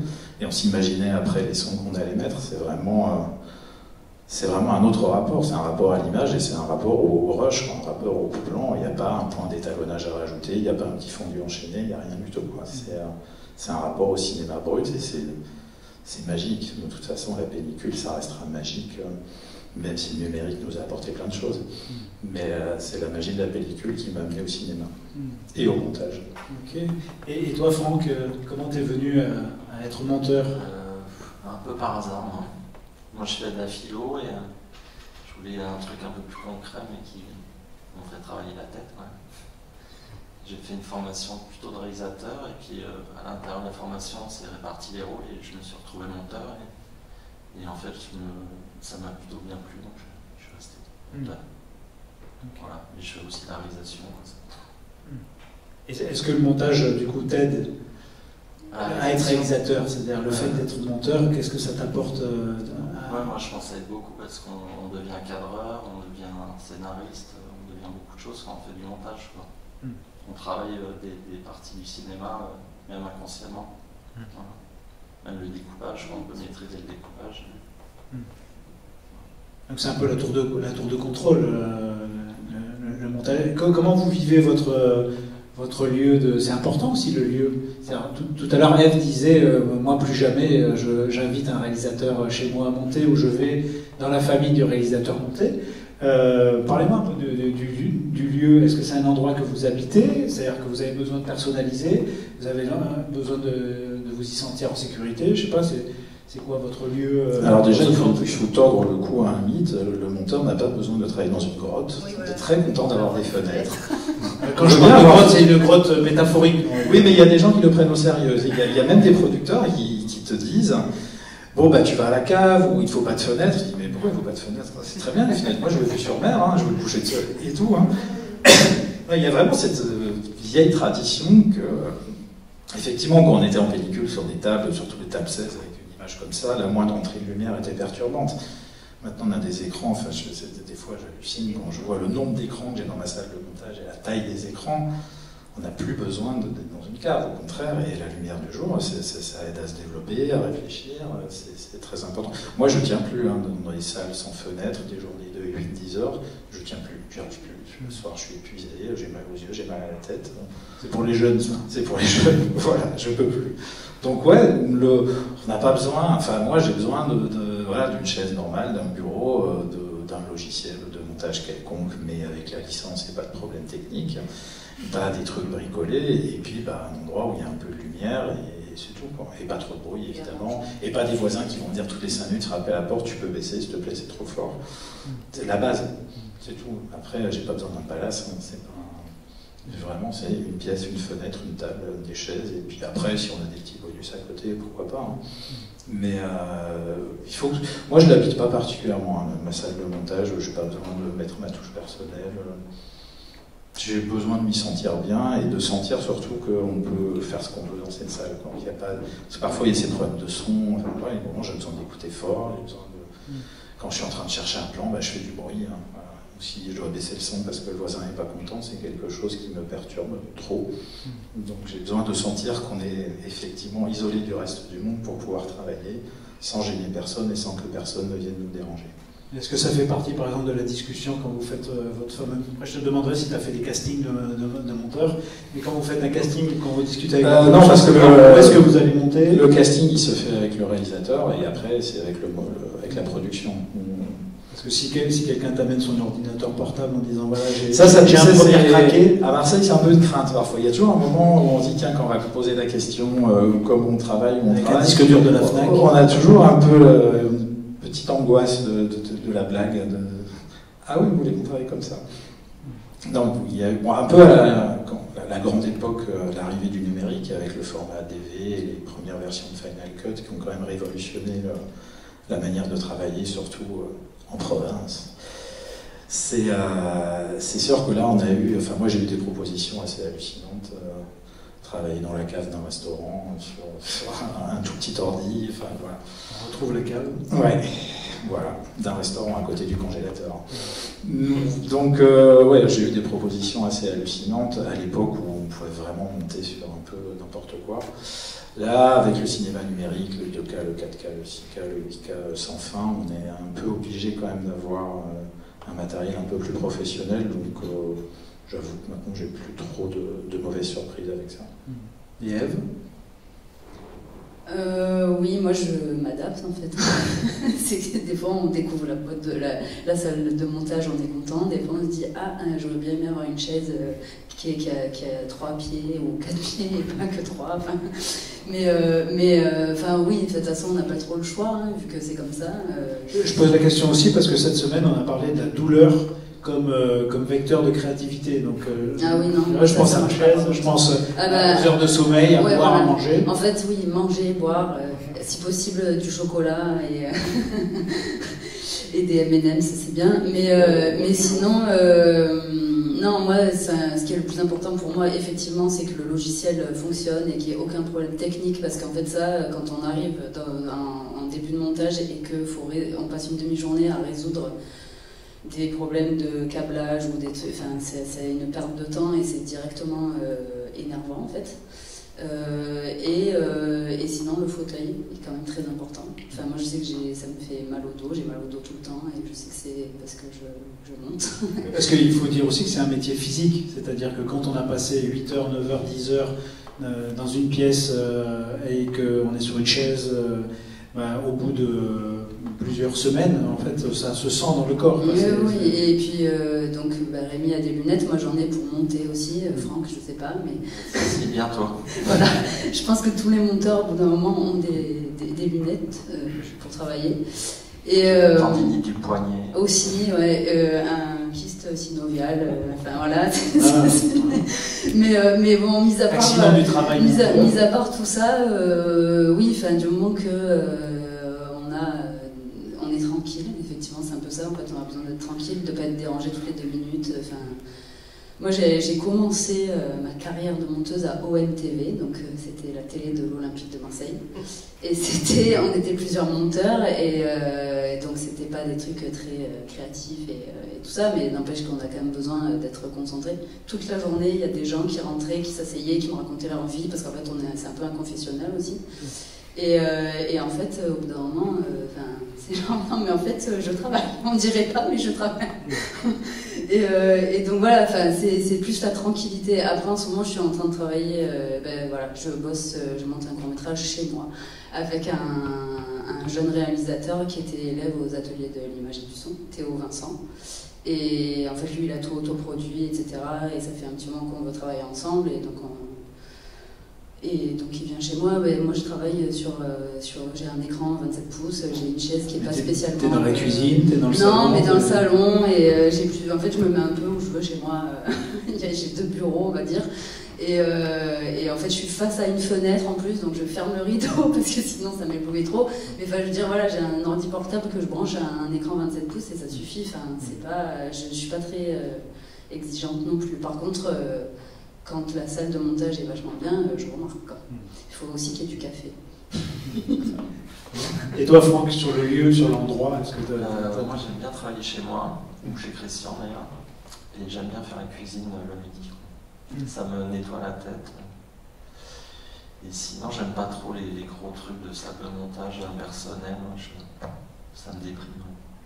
Et j'aime bien avoir une fenêtre pour voir la mer. Et toi, Christian, est-ce que tu fais des castings pour trouver... Comment tu as trouvé Franck? Sur le hasard, il nous a contacté juste avant la production, et puis voilà. D'accord. On s'est bien entendu. Mais comment tu faisais avant alors? Comment tu choisissais Comment tu choisis... Ça s'est fait comme ça, de manière... Non, je me fait de casting. Ça ne s'est pas passé comme ça. Moi, je voulais rajouter quelque chose justement à la technique. Parce qu'en fait, moi j'ai mes premiers courts-métrages, ils ont été tournés en 16 mm. Et pour moi, là, vraiment, c'était un cauchemar. Le chutier, c'est-à-dire comment on appelle ça, une corbeille. Une sorte d'énorme corbeille, elle est pleine de pics en métal comme ça, et sur lesquels on accroche les images, ou les bouts d'images.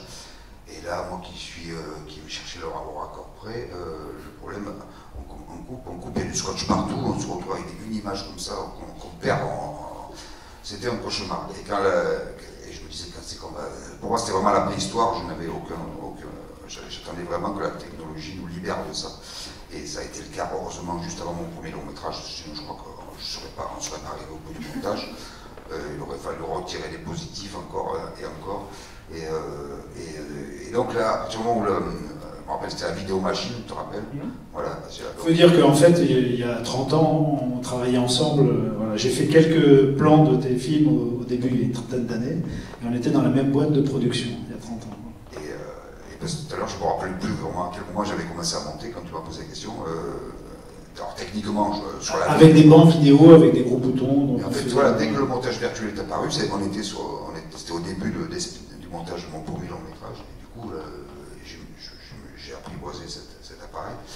Et donc j'ai commencé à tourner des petits films dans mon village, comme ça, avec une petite caméra et puis je l'ai monté tout seul. En fait, j'ai appris à monter comme ça, au fil. Sauf que quand je suis arrivé sur des productions un peu plus des longs métrages, là, j'étais avec des logiciels que je connaissais pas, et puis bon, puis un long métrage, je me suis dit, il faut 5 auteurs-monteurs, et puis je suis passé dans un cadre plus traditionnel, où justement j'ai souffert de l'envie d'envoyer les mains et de dire non, mais et le temps des fois d'expliquer à un monteur ce qu'on a envie, alors qu'il faut 1 seconde pour le faire, je me dis bon, pourquoi ça sert de perdre du temps comme ça. Alors ça, j'ai pas mal souffert sur les 2 premiers longs, plus du tout avec Franck, parce que là je maîtrisais le logiciel, on pouvait s'échanger des fichiers, tout ça, c'était facile. J'ai envoyé des propositions, tiens, je t'envoie une scène, qu'est-ce que t'en penses, prends ce que tu veux dedans. Et même aujourd'hui, ce que je trouve formidable, c'est comme tu dis, moi je suis aussi un ordinateur, je n'ai même pas d'écran, j'ouvre l'ordinateur. Avant on mettait 2 écrans, là maintenant j'ouvre un disque dur dessus, on peut monter dans le train, on peut monter aux toilettes, on peut monter où. Donc, quand je suis en montage, je monte partout où je vais, quoi. Ça, je trouve ça génial.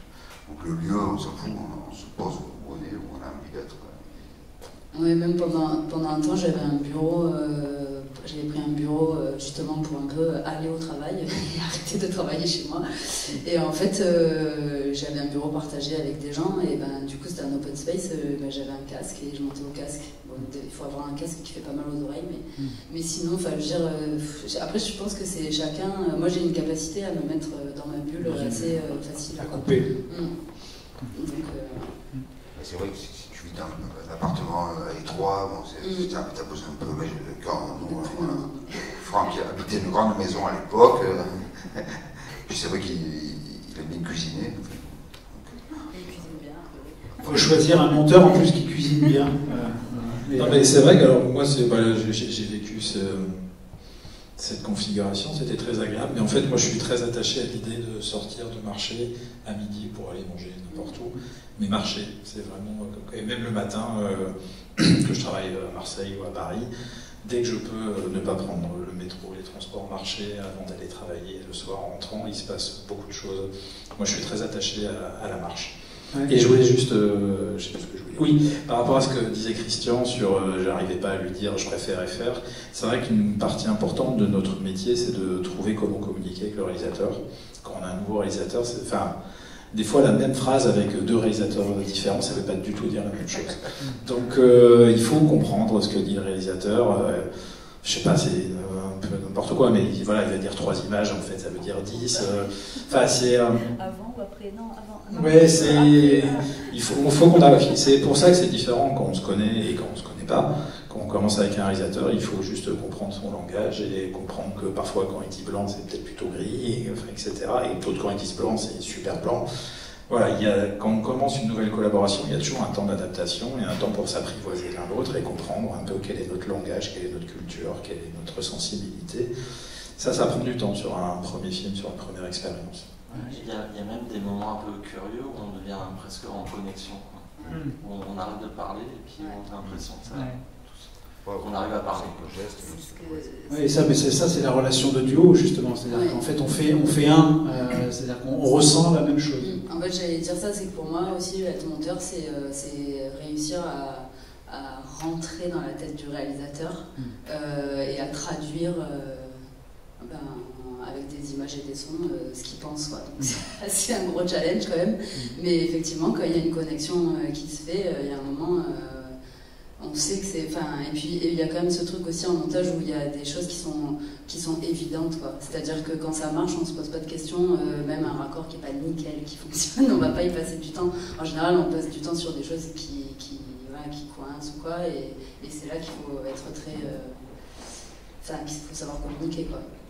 Mais on en revient un peu à ce que tu disais, j'ai beaucoup aimé l'idée de marcher, parce que ça ramène le corps en fait dans la salle de montage, alors que beaucoup se focalisent en fait sur la tête, sur le mental, et c'est aussi peut-être notre capacité à se sentir en connexion, à se sentir présent, à se sentir suffisamment en sécurité, sans stress, pour pouvoir établir justement cette connexion et sentir les choses, parce qu'on n'en a pas parlé encore, je voulais qu'on parle un peu des ingrédients du montage, mais notamment la respiration. le tempo, sentir le mouvement du film, sentir le film vivre, tout ça, en fait, pour moi, c'est très corporel. Comment vous vivez Ben non, puisque tu parles du corps, moi je voulais raconter une anecdote. J'ai monté, j'ai un ami plasticien, performeur, dont j'ai monté plusieurs films. Et bon, c'est pareil, hein, il n'y a jamais trop d'argent, c'est toujours compliqué. Mais sur un montage que j'ai fait avec lui, comme en parallèle, il est aussi prof de yoga. Donc je lui ai dit, écoute, on va monter ton film sans argent, mais tous les matins, on fait une séance de yoga ensemble avant de commencer. Et donc pendant 2 semaines, on faisait 3/4 d'heure de yoga. Il arrivait on montait chez moi, et puis il arrivait le matin, on faisait 3/4 d'heure de yoga ensemble avant de se mettre au travail, et c'était assez chouette. Ouais, c'était assez chouette. Et puis c'était aussi fusionnel, puisque c'était une séance qu'on faisait ensemble. Non, on boit des pastis. Alors voilà, il y en a qui boivent du pastis. Moi, je peux pas, pareil, je peux pas. Ça, c'est moi, un verre d'alcool la journée, l'après-midi, en montage, je dors. Mais par contre, ce que j'aime bien, c'est à la fin du montage, par contre, si on a visionné une fois le matin, il faut, je sais pas, on se pose une question, et l'après-midi, on va revisionner. Un petit verre de vin ou un petit pastis à midi, ça aide à voir le film différemment. On en revient à Drunk, 0,5 g d'alcool dans le sang pour être créatif. Mais voilà aussi, ce que je veux dire, c'est qu'effectivement, on est des très bons clients des ostéopathes, en général, les monteurs. Les ostéopathes is rich, me disait un monteur. Oui, que moi, je pratique les arts martiaux depuis 15 ans, je suis monteur depuis 20 ans, et je dis à mes étudiants, faites un truc, une activité sportive, un truc le soir, parce que physiquement, c'est très dur. Enfin, avec le poids des années, physiquement, être assis toute la journée devant ces écrans, puis finir la journée comme ça devant notre écran, dire merde, mais comment je me tiens? Enfin, c'est vrai que physiquement, c'est dur. Oui, ça peut être aussi mal manger, mal bouffer, mal se tenir. Non, mais ouais, c'est. Oui, mais ça, mal manger, on le sait quand on mange mal. Se tenir mal, on s'en rend compte au bout de 3 semaines parfois, et c'est un peu trop tard. Et après, on boit beaucoup trop de café, bon, ça, faut essayer. J'aime pas le thé, moi, donc je bois que du café. Et j'en bois beaucoup. Mais c'est. Non, mais c'est vrai, et pour revenir sur le sommeil et le corps, enfin, en fait, moi je sais que j'ai besoin déjà de base de dormir quand même 8 heures par nuit, mais quand j'ai commencé le montage, donc à OMTV, j'avais 20 ans, et c'était au mois de juin, donc l'été qui commence, les apéros, machin, et donc je sortais au début de mon contrat, je sortais tous les soirs, je faisais la fête, et en fait j'ai vite compris que c'était pas compatible avec le montage, parce que je m'endormais à moitié.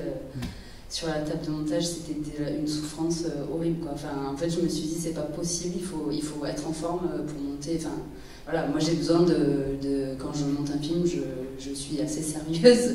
Je fais pas la fête, je bois pas d'alcool trop le soir ni le midi, et il faut vraiment que je sois concentrée et que j'arrive à rester éveillée, quoi. Parce que sinon, c'est très compliqué.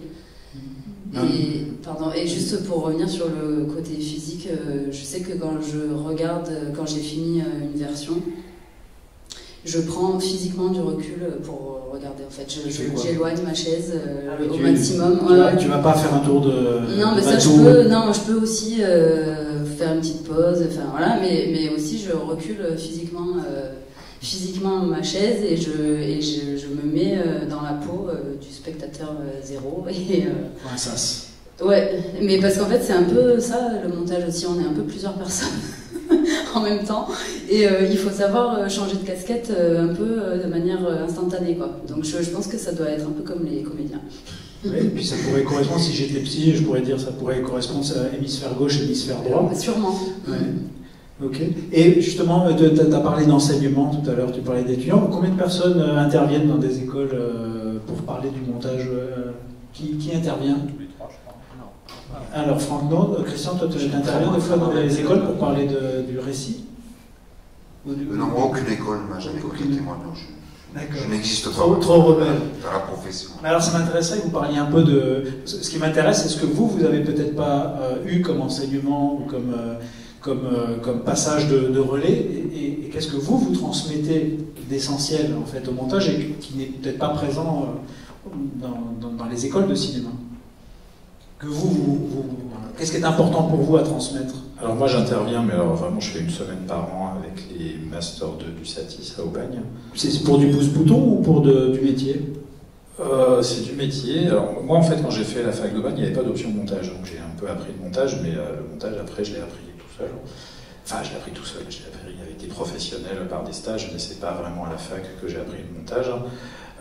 Moi, j'ai qu'une semaine, donc j'ai pas le temps de rentrer vraiment dans des détails précis de montage. Par contre, je leur parle du métier, je leur parle beaucoup du métier et des conditions. Et ils sont, d'ailleurs, c'est beaucoup ce qu'ils me demandent, c'est comment on trouve un travail, comment on devient monteur, comment on fait pour monter un film, comment on fait pour trouver les personnes qui vont nous demander de monter un film.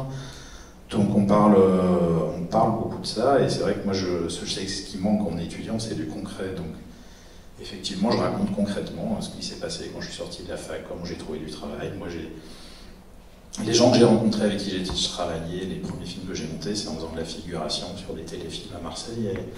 Donc voilà, il y a plusieurs méthodes, mais bon, aller aux projections, faites de la figure, rencontrer des gens. Restez pas. Bon, alors c'est sûr que ça fait un peu ancien combattant maintenant, mais moi j'avais pas internet à l'époque, donc déjà pour envoyer mon CV, je devais écrire une lettre de motivation à la main. Je faisais pas un copier-coller que j'envoyais à 50 personnes de manière totalement impersonnelle. Donc c'était un peu différent. Puis pour trouver les adresses des boîtes de prod avant, il fallait trouver les adresses des boîtes de prod. Il suffisait pas d'aller dans Google, donc c'était un peu plus compliqué. Mais voilà, donc je leur dis, il n'y a pas de chemin royal. Enfin, ou alors vous allez faire la FEMIS et puis vous prenez option montage à la FEMIS, et là, effectivement, ça pourrait se passer assez facilement. Mais... Il faut lire Deleuze aussi. Hein, pour... Oui. Mais voilà, donc moi je leur parle vraiment comme j'ai une semaine, je leur parle très concrètement de ce que c'est que la vie d'un monteur et de qu'est-ce que c'est que mon parcours, mon chemin. Et on parle beaucoup de ça, de la réalisation au réalisateur. Pour beaucoup, le mystère, c'est un peu le producteur. Qu'est-ce qui se passe avec le producteur? Quelle est la relation du monteur avec le producteur? Donc c'est des questions, voilà, c'est ce genre de questions que j'évoque avec eux. Tout ça, c'est dans un cadre un peu autour des workflows, donc on parle un peu de ça en parallèle. Mais je suis assez libre en fait, donc je m'écarte un peu. Ok, et toi, Ève? Qu'est-ce qui est important pour toi de transmettre? Déjà, moi, je suis enseignante pour les premières années de BTS et de Bachelor. Donc, en fait, je leur apprends les bases du logiciel Avid, Media Composer. La partie technique. Voilà, mais je leur dis rapidement que c'est pas ça le plus important que bon, peut-être pas un enfant Avid, mais enfin, qu'en fait, on s'en fiche un peu du logiciel. Que ce qui est important, c'est vraiment ce qui n'est pas... concret en fait, et donc c'est assez difficile à transmettre et à dire. Donc effectivement, je partage aussi des anecdotes que j'ai vécues pour qu'ils se rendent compte. Je leur montre certaines choses. Si je suis en train de monter un film ou quoi, je peux leur montrer des petits bouts et leur montrer l'évolution qu'il peut y avoir. Et effectivement, comme ils sont dans un BTS, c'est un brevet de technicien supérieur, c'est quand même vachement axé sur la technique. Mais moi, c'est sec. Ouais, mais sauf que moi, je leur apprends aussi à être monteur, c'est-à-dire à comment se comporter avec un réalisateur, ne pas oublier qu'on est au service d'un film et que c'est pas notre film, que même si on a envie de réaliser, qu'on a des aspirations de réalisation, c'est pas notre film. Donc le réalisateur a toujours le dernier mot, qu'il faut pas trop la ramener, en fait qu'il faut être humble, plein de choses d'attitude en fait, plus. Et après, je les accompagne toute l'année, donc j'essaye de leur faire comprendre l'évolution d'un montage, parce qu'en général c'est assez marrant. Ils ont 5 jours, moi j'interviens tous les mois, une semaine, donc c'est pour un workshop en fait, et donc ils ont 5 jours du lundi au vendredi. Le lundi matin je leur refais un cours sur par exemple la bande-annonce ou le reportage ou le documentaire, et ensuite ils ont à partir du lundi midi jusqu'au vendredi midi pour monter. Moi je suis là toute la semaine pour les accompagner. Je suis là, ils me posent des questions techniques, je passe voir ce qu'ils font, etc. Et ce qui est très marrant, c'est que en général, je leur dis bon ben voilà, un professionnel, il a 2 jours pour faire ça, vous en avez 5, donc prenez votre temps, comme ça. Et en général, au bout de 2 heures, ils font madame, j'ai fini.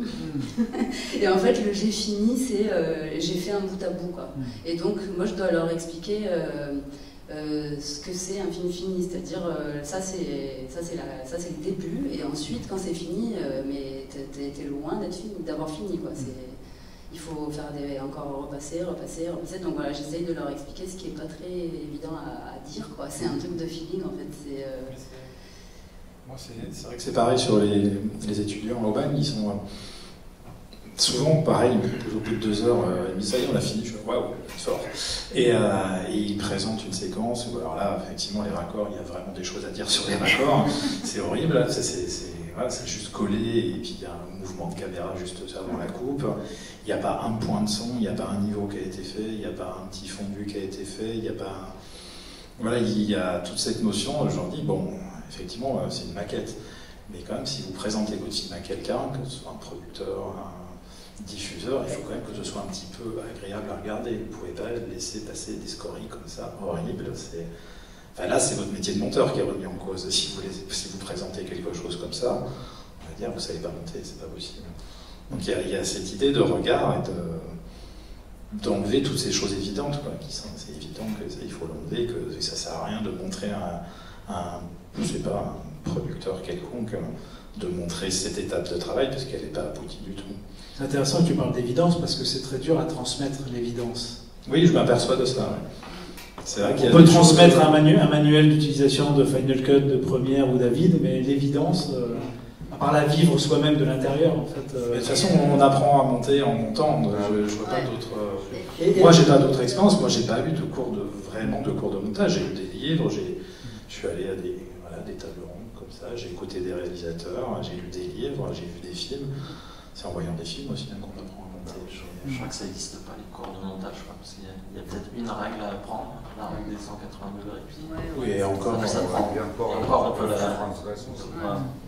Mais vivre à côté d'un monteur, ça peut être... Là, on parle de relation aussi, c'est d'avoir une incarnation du montage dans quelqu'un. Qu'est-ce que vous avez appris, vous, de vous-même ou sur le métier, par exemple en transmettant ou en montant? Est-ce qu'il y a des choses que vous avez en transmettant aux jeunes? Alors moi, quand j'ai commencé à transmettre, c'est là que j'ai pris conscience que j'étais devenu monteur, en fait. Ah, c'est-à-dire que je me suis dit, waouh, j'ai déjà fait tout ça dans ma carrière, j'ai déjà monté tous ces films, enfin, ça m'a fait prendre conscience de ma carrière, en fait. Et après, c'est assez dur de transmettre parce qu'il y a beaucoup de choix que je fais en montage. Je ne peux pas toujours les justifier, c'est vraiment du feeling. Donc, comment expliquer pourquoi j'ai choisi de monter ce film comme ça, j'ai un peu de mal. Et puis tout vient toujours des discussions avec le réalisateur. Donc c'est un peu compliqué de réexpliquer a posteriori, surtout un film qu'on a monté il y a 3 ans et entre-temps on en a monté beaucoup d'autres. Donc de se souvenir pourquoi on a pris cette décision à ce moment-là. Mais pas dans la décision, mais en transmettant, de commencer à se poser des questions sur ce qu'on fait. En fait, oui. De manière inconsciente, et du coup à le transmettre, et du coup après à discuter à l'intérieur d'un couple ou d'un duo de montage. Est-ce que le fait de transmettre aux jeunes, ça vous aide, par exemple, à communiquer avec le réalisateur? Pour enseigner, effectivement, il faut apprendre à communiquer.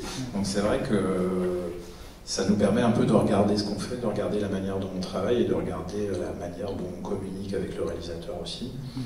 Et de regarder comment on a monté un film aussi. Et parfois c'est surprenant aussi de remontrer un film aux étudiants et de se dire, ah bah tiens, je me souvenais même pas en fait de cette séquence, de cette manière-là. Maintenant que je suis obligé d'analyser et d'expliquer, je la revois différemment aussi. Ouais. Moi c'est vrai que quand j'ai commencé à enseigner, je me suis rendu compte que je conscientisais mon métier en fait, chose que je n'avais jamais fait avant, parce que pour moi le montage c'est vraiment une grande part de feeling en fait, et quand on doit expliquer à quelqu'un pourquoi ça c'est bien et pourquoi ça c'est pas bien, il faut savoir justement, en fait on est obligé de prendre conscience de ça quoi, et donc il y a des élèves, ils me montrent quelque chose, je leur dis oui, là ça marche pas, essaye de faire ci, de faire ça, après ils me rappellent, je reviens voir, je dis ah bah là ça marche pas, ça ne marche pas, et ils me disent oui mais tout à l'heure vous m'avez pas dit ça, je dis mais parce qu'en fait plus tu affines, plus il y a des choses qui remontent, et en fait c'est quand il n'y a plus rien qui est à la surface que a priori c'est bon quoi. Mais donc oui, moi ça m'a vachement aidé à prendre du recul sur le métier en fait, et aussi à être tout le temps à niveau techniquement quoi, parce que au début j'enseignais, j'étais un peu hermétique à tout ce qui est très technique, Et j'ai des élèves qui me posent des questions, je ne savais pas y répondre. Donc je rentrais chez moi le soir avec la sueur au front et je me disais ça craint. Et donc sur le coup j'étais là non mais ça on verra demain, machin. Et puis en fait voilà, et je me suis dit waouh les lacunes, enfin voilà. Et en fait j'essaye d'être tout le temps à jour. Même si le côté technique n'est pas ma passion, il faut quoi. Oui, c'est ce qu'il faut dire, c'est que le monteur, c'est aussi celui à qui on va poser beaucoup de questions techniques, et où il peut y avoir des problèmes techniques. Et du coup, comment vous vous sentez par rapport à la technologie? Je pose la question d'abord à toi, parce que je pourrais imaginer que la technologie, l'informatique, c'était pas forcément ton kiff il y a 30 ans. Et comment t'as digéré cette partie justement technologique? Des ordinateurs, des Mac, des PC, des fichiers incompatibles. Non, c'est vrai que la technique en général, c'est pas mon point fort, la technologie, enfin l'informatique, encore moins. Mais là, pour moi, le montage virtuel, quand il apparaît, c'est une telle libération que bon, ça, c'est presque instinctif. J'apprends naturellement à m'en servir. C'est pas un problème pour toi? Non, voilà. Après, la vide, j'ai appris en regardant les autres monter, mais je connais pas tous les raccourcis, je sais monter un film, il faut peut-être gagner du temps un peu si je faisais un stage. Enfin voilà, je m'en sors. Ce qui est important, c'est sentir le rythme, c'est sentir ça. Bon, c'est un roman, je regarde le film, je le regarde encore, jusqu'à ce que, dès que je commence à me lasser de quelque chose, hop, je le vire, et puis il faut que j'essaie de faire des films qu'on puisse revoir et revoir encore. Voilà, ça c'est mon obsession et ça marche. Bon, tant mieux. Mais bon, ça veut dire que je l'ai regardé 1 million de fois avant et que je continue. Ma filiale, je sais que une fois sur deux, quand je fais une projection, je m'assois dans la salle et je regarde le film. C'est pas c'est formidable ce qu'on a fait, c'est juste qu'il m'embarque et puis pendant toute la promo, je l'ai quasiment vu à chaque fois. Quand il y avait un bon son dans la salle, c'était comme ça. Ce qui n'est pas toujours le cas. Donc c'est vrai, je connais la technique et moi, bon, j'ai l'associé qui est une pointure sur ce plan-là, sur la technique elle-même. Bon, c'est pas mon domaine, mais ça ne va jamais poser de problème pour le montage. Alors, c'est sûr que quand ça bug, quand il y a un truc qui ne va pas, alors là, je suis battu. Ça augmente le stress. Oui, là, je suis limité. Ok. Et toi, Franck, par rapport à l'aspect technologique en fait du métier? Il faut en savoir un minimum, ouais. Et toi? Moi, je suis pas très bon non plus, ouais.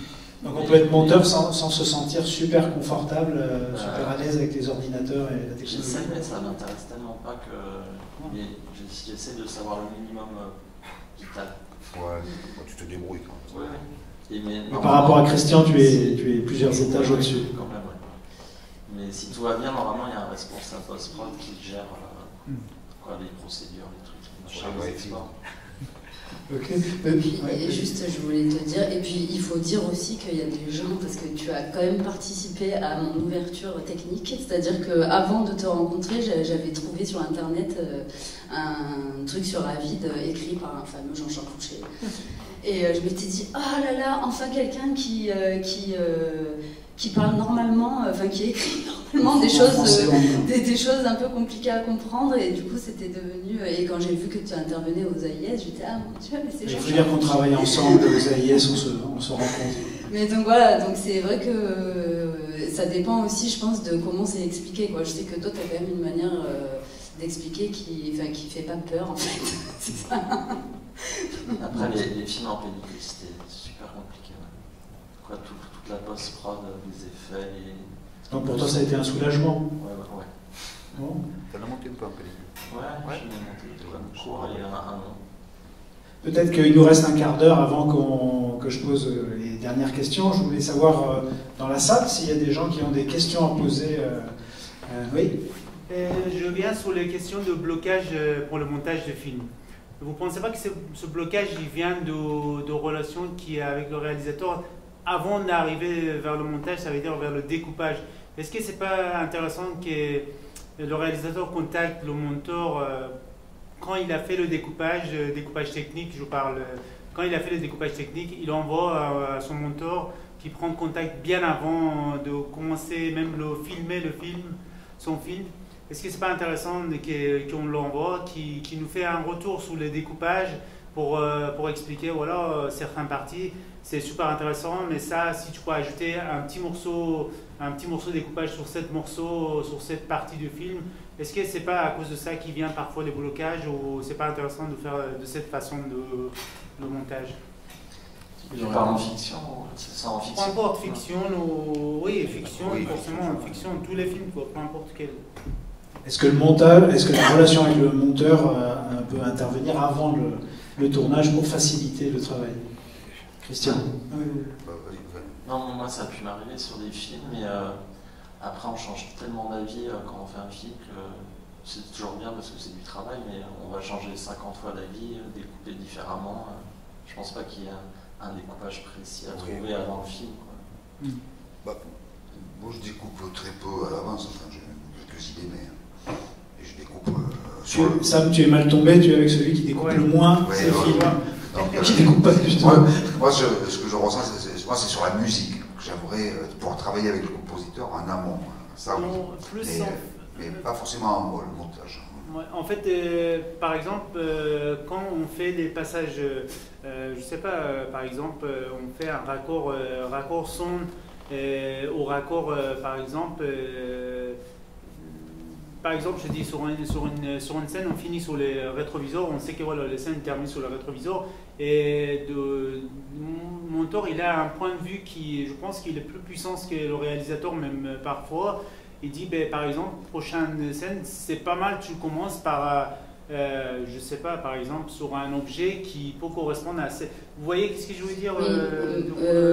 Oui, sauf que ça, on ne peut pas l'anticiper avant le montage, parce qu'en fait, justement, même si on a le scénario et le découpage, on l'a bien avant le montage, hein, en général, on reçoit le scénario et le découpage une fois qu'il est fini, s'il y a un découpage. Mais en fait, ça, on pourrait le faire en pub, par exemple. La pub, c'est très très formaté, c'est très fidèle à ce qui a été écrit, etc. Mais dans un film, un documentaire ou une fiction, même si c'est prévu comme ça, le monteur, il va peut-être pas du tout monter cette fin avec le rétroviseur, en fait. Parce que pour plein de raisons, ça marche moins bien que de mettre autre chose. Donc en fait, je pense que ça fermerait peut-être un peu trop le processus du montage. En fait. On en revient en fait à l'idée de ce contraste entre du très écrit, du très prévu, et puis de l'émergence du vivant. Voilà, donc je pense qu'il y a assez de personnes qui participent au tournage pour prendre ces décisions. Le monteur, il doit être neutre, il doit être nouveau, il doit être frais. Alors moi, les découpages, je les regarde pas personnellement. Si on m'envoie un découpage du film en montage, je ne le regarde pas. Moi, j'ai les rushs, c'est ça qui compte, c'est pas le découpage. Mais justement, j'avais une question là-dessus. Merci Sam pour poser ça, parce que est-ce que vous préférez lire le scénario, c'est-à-dire avoir déjà toutes les intentions quand vous commencez le montage, ou est-ce que vous préférez avoir un œil frais, un regard frais, une oreille fraîche, et découvrir en fait la matière pour pouvoir réécrire Alors ça dépend vraiment des films. En fiction, c'est quand même dur de ne pas lire le scénario, je trouve.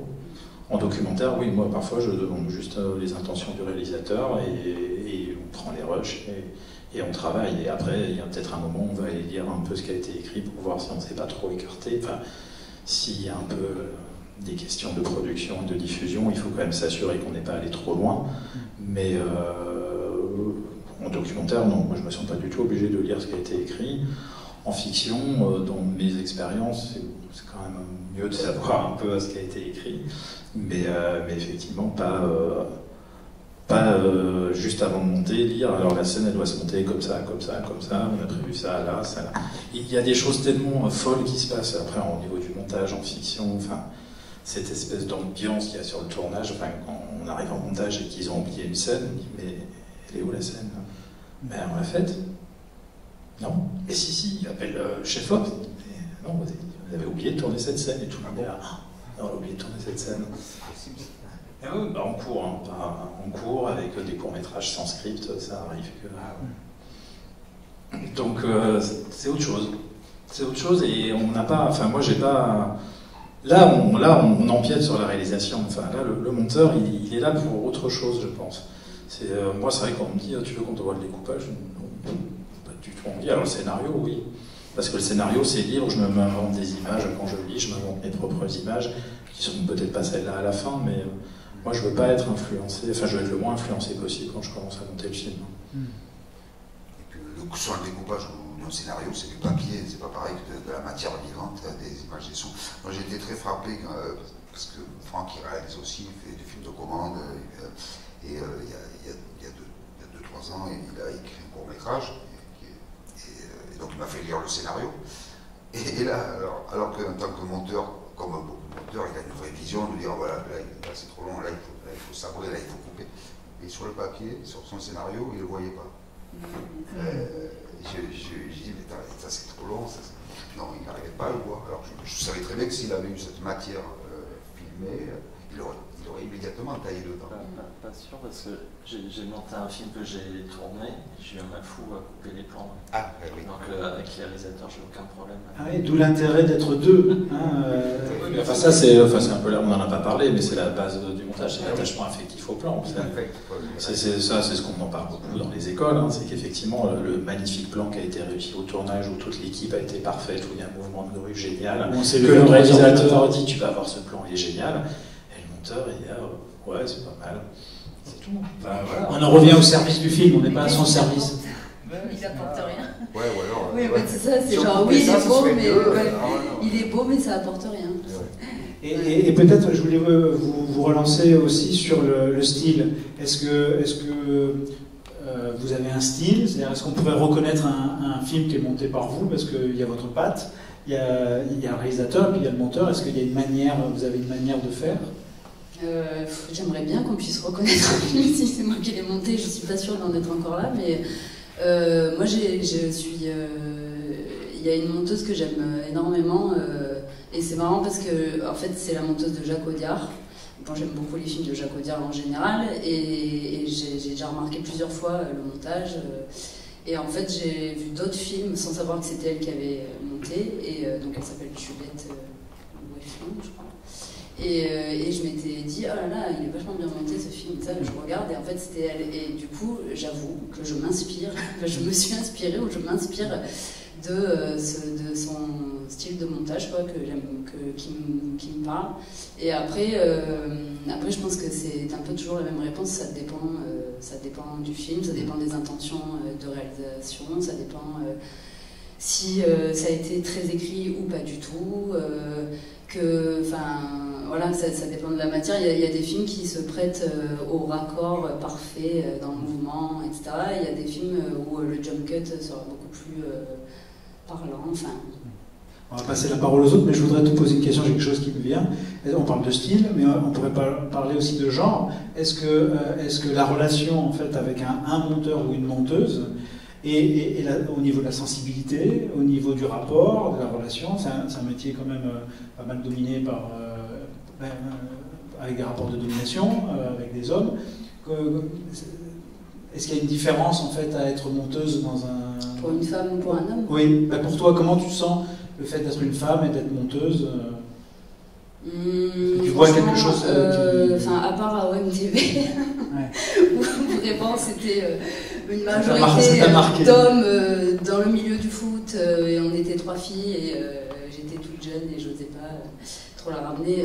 Oui, clairement, c'était un peu lourd des fois. Mais bon, ça c'est... Voilà. Et aujourd'hui, non, en fait, je ressens pas trop ce sexisme. Pas tant en termes de sexisme, mais je sais pas en termes de... Après, en général, les gens avec qui je travaille, que ce soit des hommes ou des femmes, ce qui est important, c'est effectivement la sensibilité, et en général, on a les mêmes goûts cinématographiques, les mêmes... Et en fait, moi, il faut vraiment que je comprenne bien l'intention.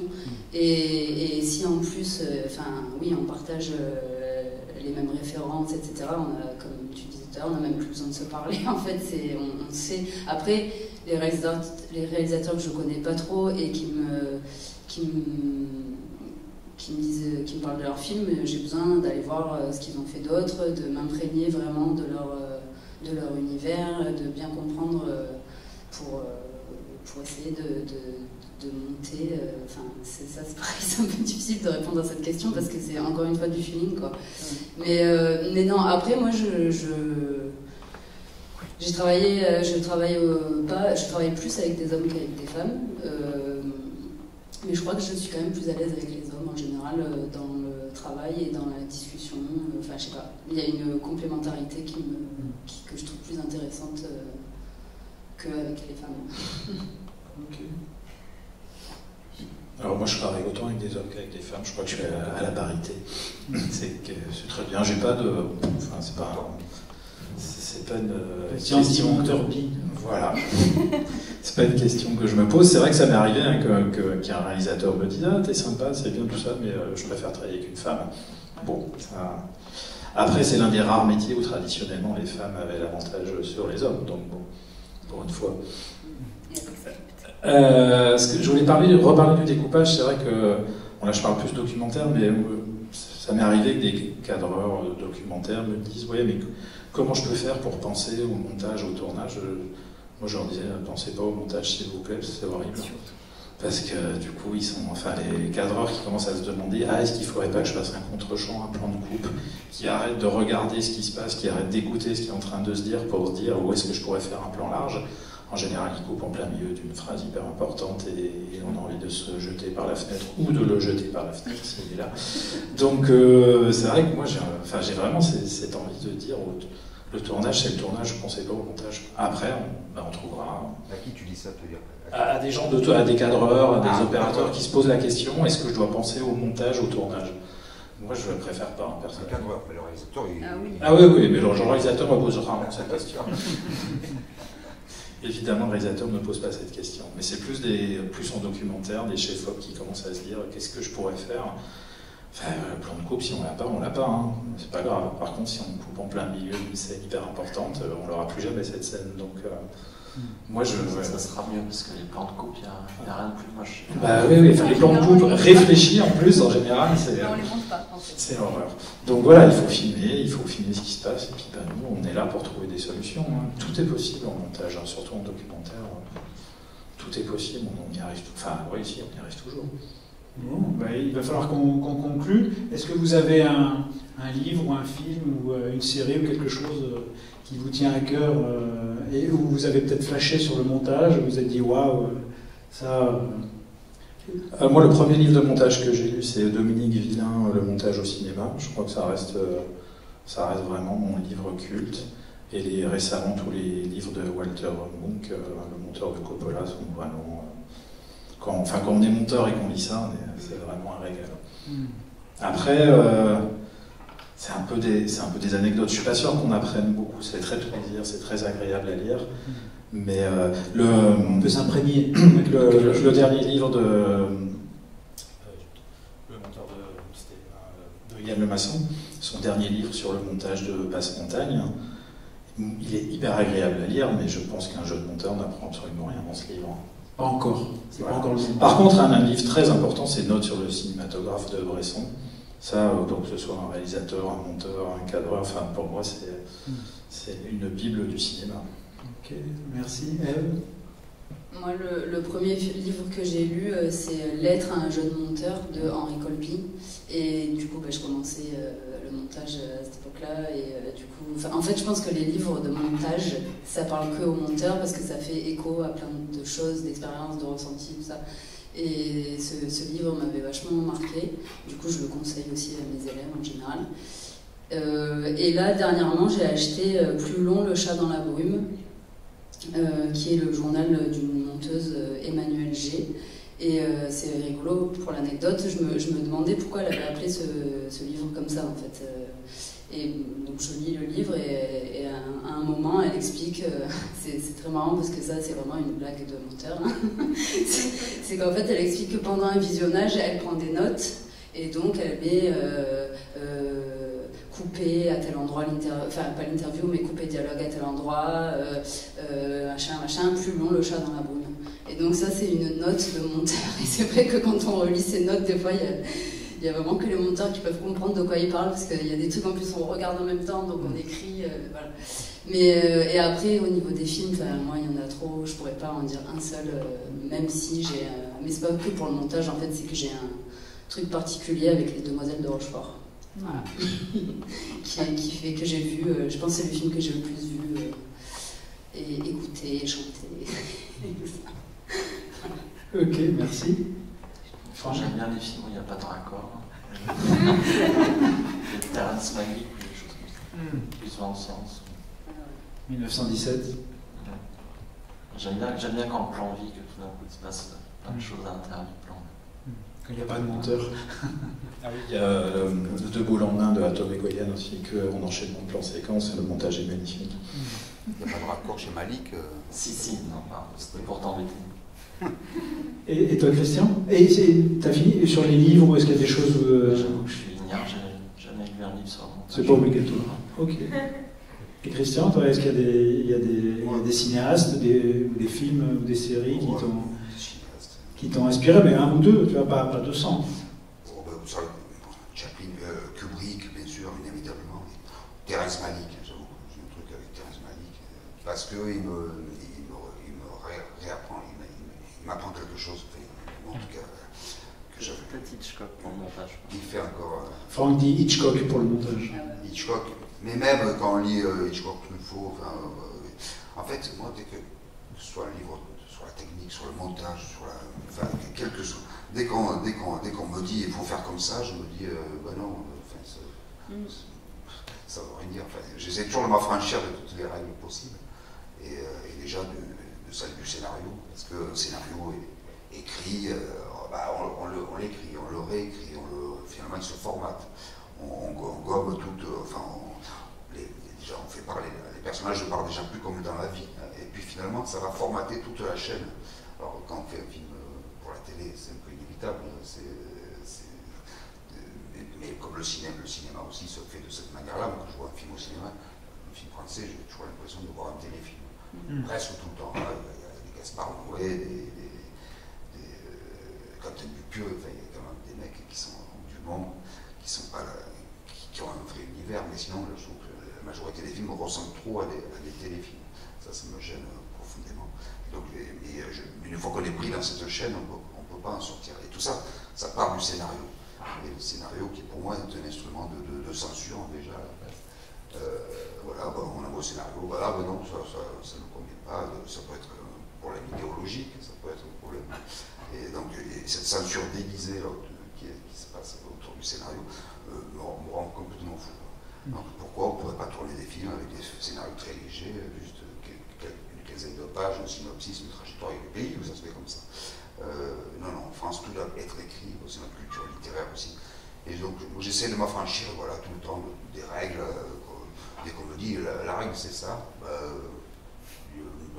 je trouve des contre-exemples et puis j'ai envie de faire autrement. Bon. On peut terminer peut-être sur les films qu'on peut voir de toi en ce moment. Qu'est-ce qu'il y a T'es venu avec un carton de films? Ah, dans la voiture, j'ai toujours des films. Si mais qu'est-ce qu'il y a de visible en ce moment à l'actualité Moi, l'actualité, la télé déjà, vous ne verrez rien, parce que mes films ne passent pas à la télé, enfin aussi quelques documentaires historiques, mais maintenant, non, cet été, est-ce qu'il y a des projections? Il y a le clip de Massilia. Oui, le clip de Massilia qu'on a tourné récemment, là, avec Gaspard Debès, tu as réussi à faire rejoindre de monde, Massilia et Gaspard Debès, avec tes acteurs fétiches d'Espigoul. Voilà, exactement, enfin un du moins. Parce que moi je suis passionné d'histoire, c'est quelque chose, le cinéma et l'histoire, pour moi c'est mes deux grandes passions. Et des fois j'arrive à les marier comme ça, mais plutôt sur les documentaires, parce que les fictions coûteraient trop cher. Mais voilà, avec Massilia, c'est vraiment s'amuser à tourner leurs clips à l'époque des bandits de grand chemin au XVIIIe siècle. Et vous pouvez le voir sur les réseaux sociaux, ça c'est pas. Il est sorti il y a un mois. Et puis à l'actualité, c'est ce long métrage documentaire sur Germain Nouveau qui va sortir à l'automne. Il n'y a pas beaucoup d'avant-première, il y en aura peut-être une ou deux dans l'été. Mais le mieux, c'est de rester connecté par le biais des réseaux sociaux, sur Facebook, de suivre les films d'Espigoul. Moi j'ai plus beaucoup de. Je crois que mon compte est saturé, mais les films d'Espigoul, ou le site des 4 saisons, de Massilia, ou Le mieux, c'est les films d'Espigou, je pense, comme ça vous serez informé de notre actualité et des projections à venir. Est-ce qu'il y a une suite aux 4 saisons d'Espigou, Africa Ioli? Est-ce qu'il y a un tome 3? Africa Ioli, c'était un peu une sorte d'excroissance de suite à Espigou. Est-ce qu'il va y avoir autre chose derrière? Oui, il y avait un projet, mais avec le Covid. De toute façon, pour le moment, je n'arrive pas à financer ces films-là. Justement parce qu'ils n'ont pas des scénarios écrits de manière traditionnelle. Et il n'y a aucun système de financement qui permet de tourner ces films. Donc là, ça fait 2 ans que je m'organise différemment. Je vais me tourner vers du mécénat, vers aller voir des chefs d'entreprise, parce que moi j'ai le meilleur rôle. Enfin, j'ai l'impression que des chefs d'entreprise de la région comprennent mieux mon travail que des producteurs ou des directeurs de Paris. À Paris. Moi, toujours comme l'extraterrestre, qu'est-ce que j'ai dit encore, qu'est-ce que j'ai fait? Je ne sais pas, dès que j'arrive là, j'ai l'impression d'être totalement incompris. Voilà. Et c'est une étiquette régionale, bien sûr, mais il y a l'ambiguïté de mon travail, documentaire, fiction, souvent j'aime bien, ça ne rentre pas dans les cases, jamais, mais c'est ça qui m'intéresse, justement, c'est de ne pas rentrer dans les cases. Ok, bon. Ben merci à vous 4. C'était vraiment un grand plaisir de vous avoir pour parler du montage aujourd'hui. Et puis, on va essayer de mettre notre échange sur le Facebook et puis sur les comptes du Berceau. Puis chaque année du festival, on va essayer comme ça d'avoir une espèce de rendez-vous autour des métiers du cinéma ici. Donc merci beaucoup, c'était vraiment très bon pour moi de vous avoir autour de moi aujourd'hui. Et puis si vous avez des questions, on sera dans la cour devant, donc vous pouvez leur poser des questions. Voilà. Merci.